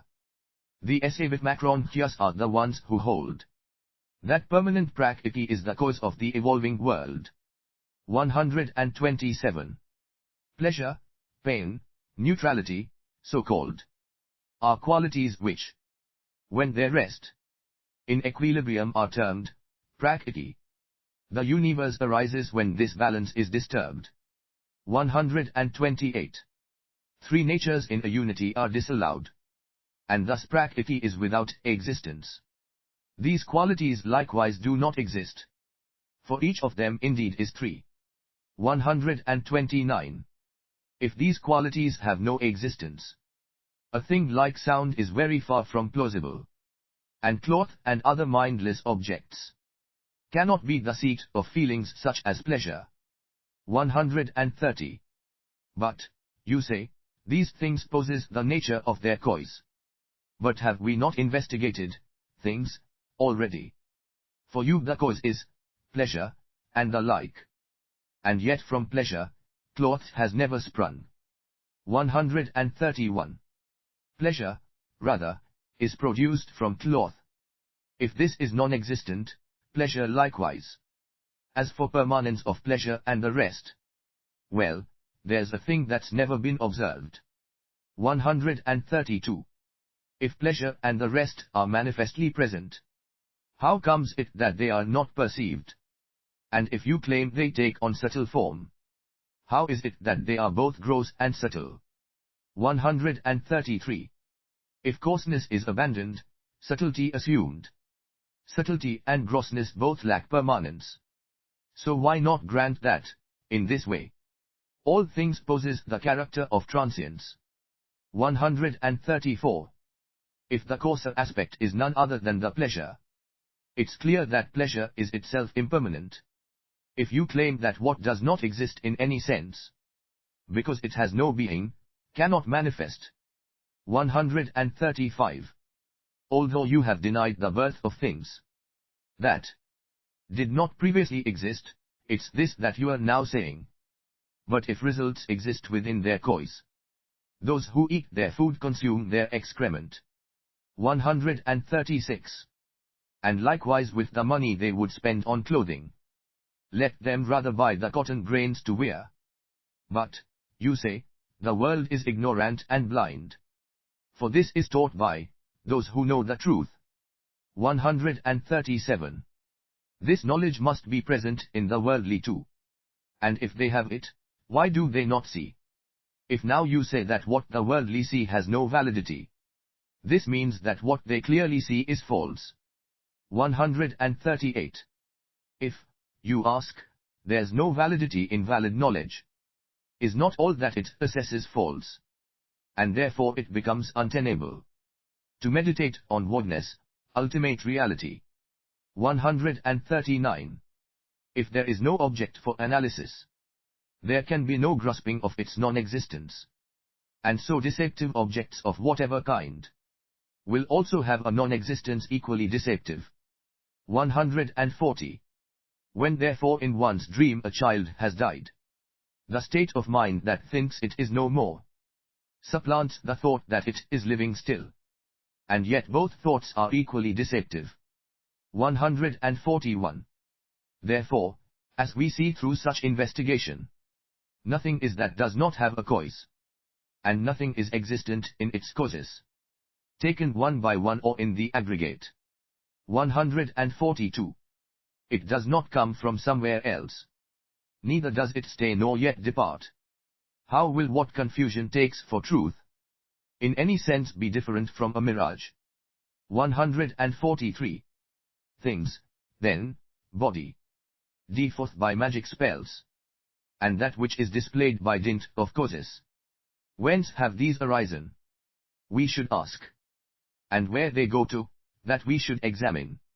144. What is seen when circumstances meet, and is not seen in absence of the same, is not real, it is like an image in a mirror. How can true existence be ascribed to it? 145. What need is there for cause in something that's already real?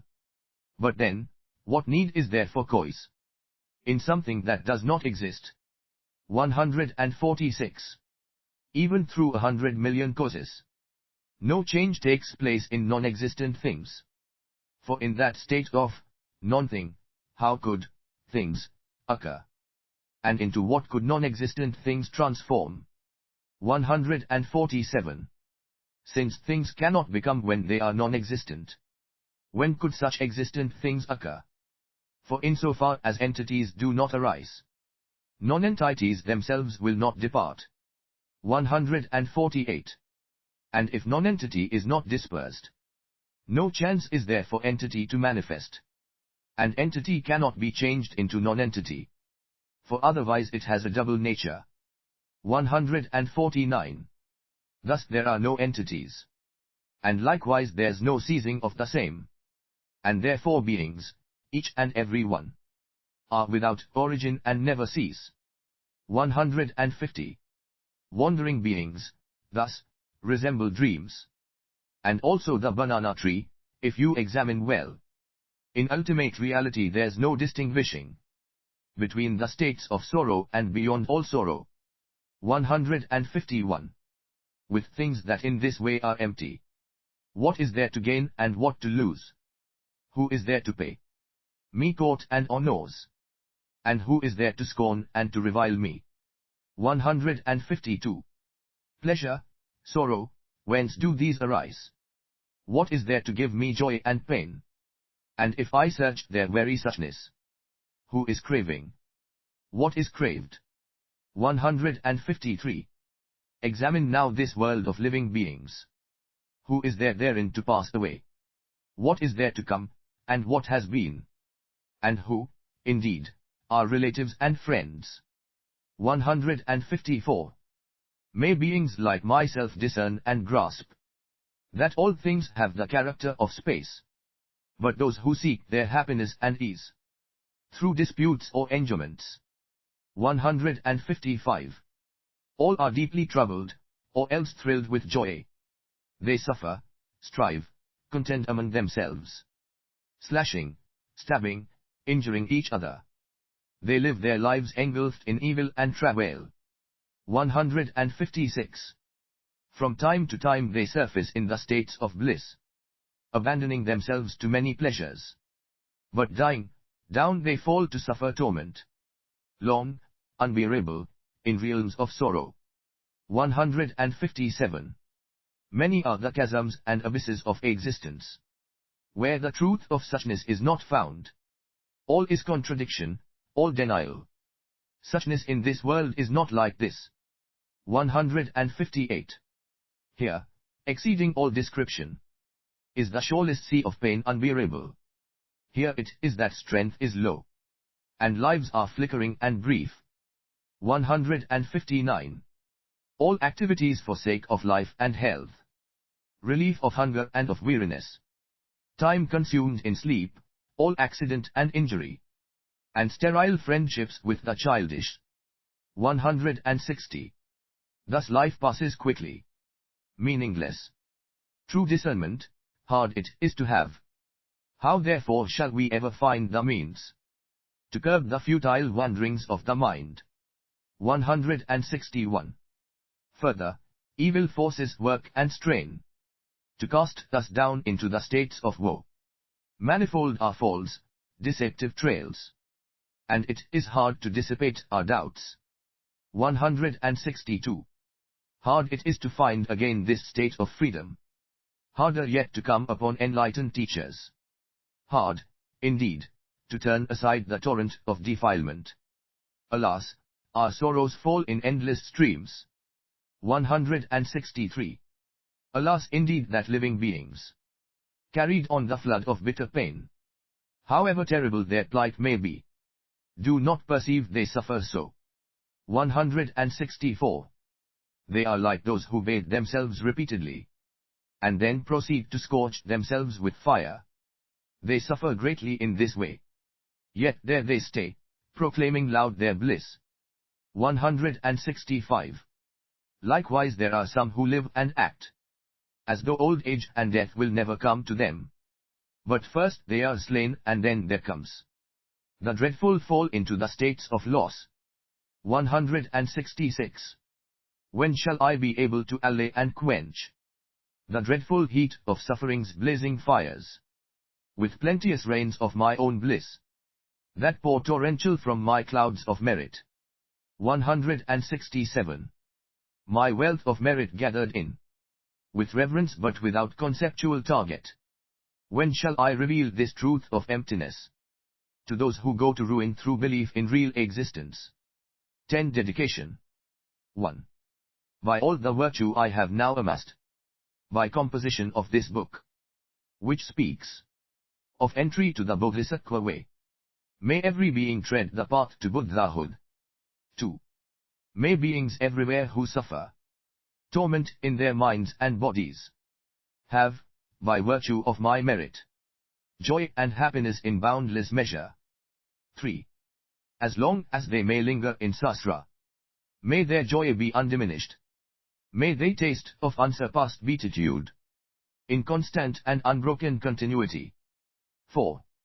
Throughout the spheres and reaches of the world, in hellish states as many as there are, may beings who abide there taste the bliss and peace of Sukha. 111.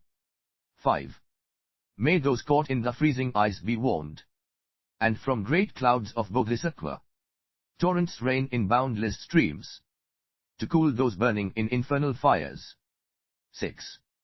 May forests where the leaves are blades and swords become sweet groves and pleasant woodland glades, and may the trees of miracles appear, supplanting those upon the hill of Shamali. 112. 7. And may the very pits of hell be sweet, with fragrant pools all perfumed with the scent of lotuses, and lovely with the cries of swan and goose, and waterfowl so pleasing to the ear. 8. May fiery coals turn into heaps of jewels, the burning ground become an even crystal floor, may crushing hills become sublime abodes, offering temples, dwellings of the Buddha. 9. May the hail of weapons, lava, fiery stones, become henceforth a rain of flowers, and all the mutual woundings with sharp blades be now a rain of flowers thrown in play. 10. And those engulfed in fiery Vatara, their flesh destroyed, their bones bleached white as kunda flowers, may they, through all my merit's strength, have godlike forms, and sport with goddesses in Mandakina's peaceful streams. 113. 11.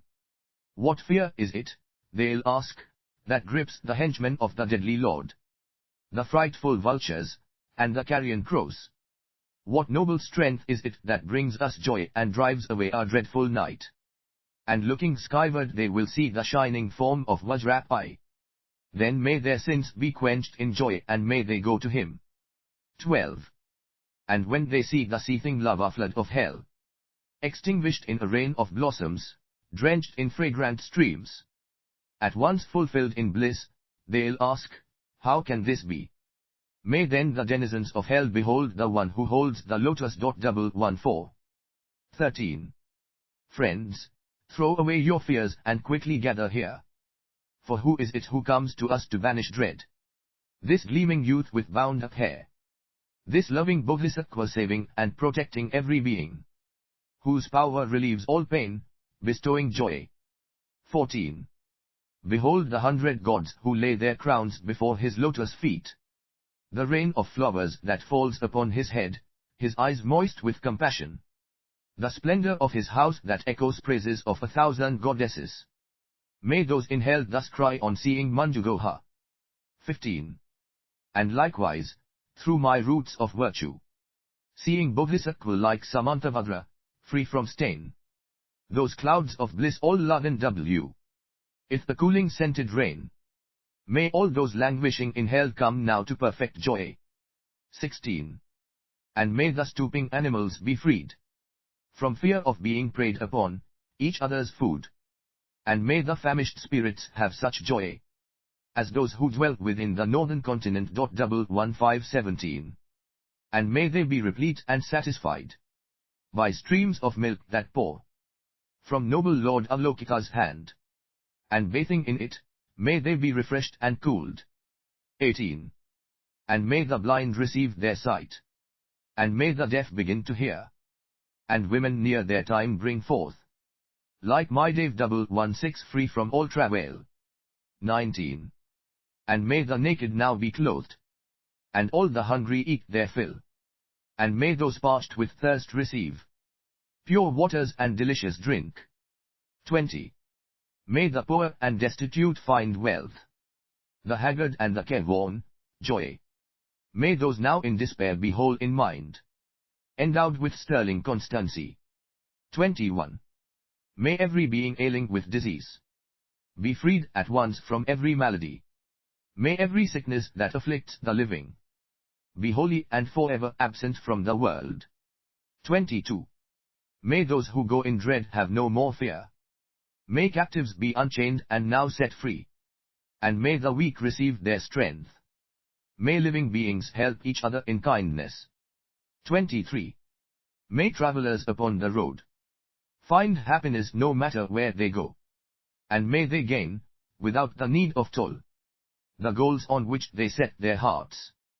24. May those who put to sea in boat or ship attain the tears that they desire, and may they safely come to shore, and sweet reunion with their kith and kin. 25. May those who lose their way and wander in the wild find fellow travelers, and safe from threat of thieves and savage beasts. May they be tireless and their journey light. 26.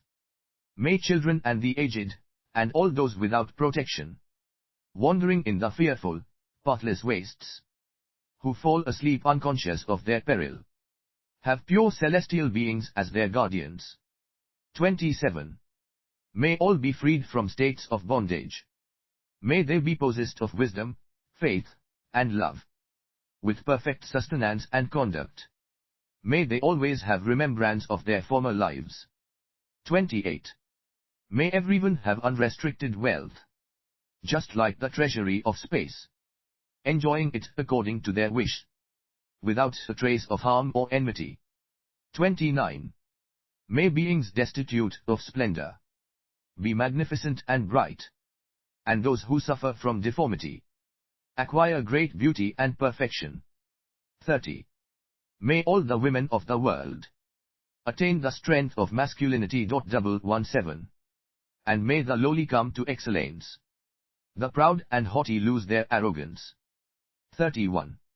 And thus by all the merit I have gained, may every being, leaving none aside, abandon all their evil ways, embracing goodness now and evermore. 32. From bodhicitta may they never separate, and constantly engage in bodhisattva actions. May they be accepted as disciples by the Buddha, drawing back from what is demon's work. 33. And may these beings, each and every one, enjoy an unsurpassed longevity, living always in contentment. May the very name of death be strange to them. 34. In all the 10 directions and on every side, may groves of wish-fulfilling trees abound, resounding with the sweetness of the teachings spoken by the Buddha and their Bodhisattva heirs. 35.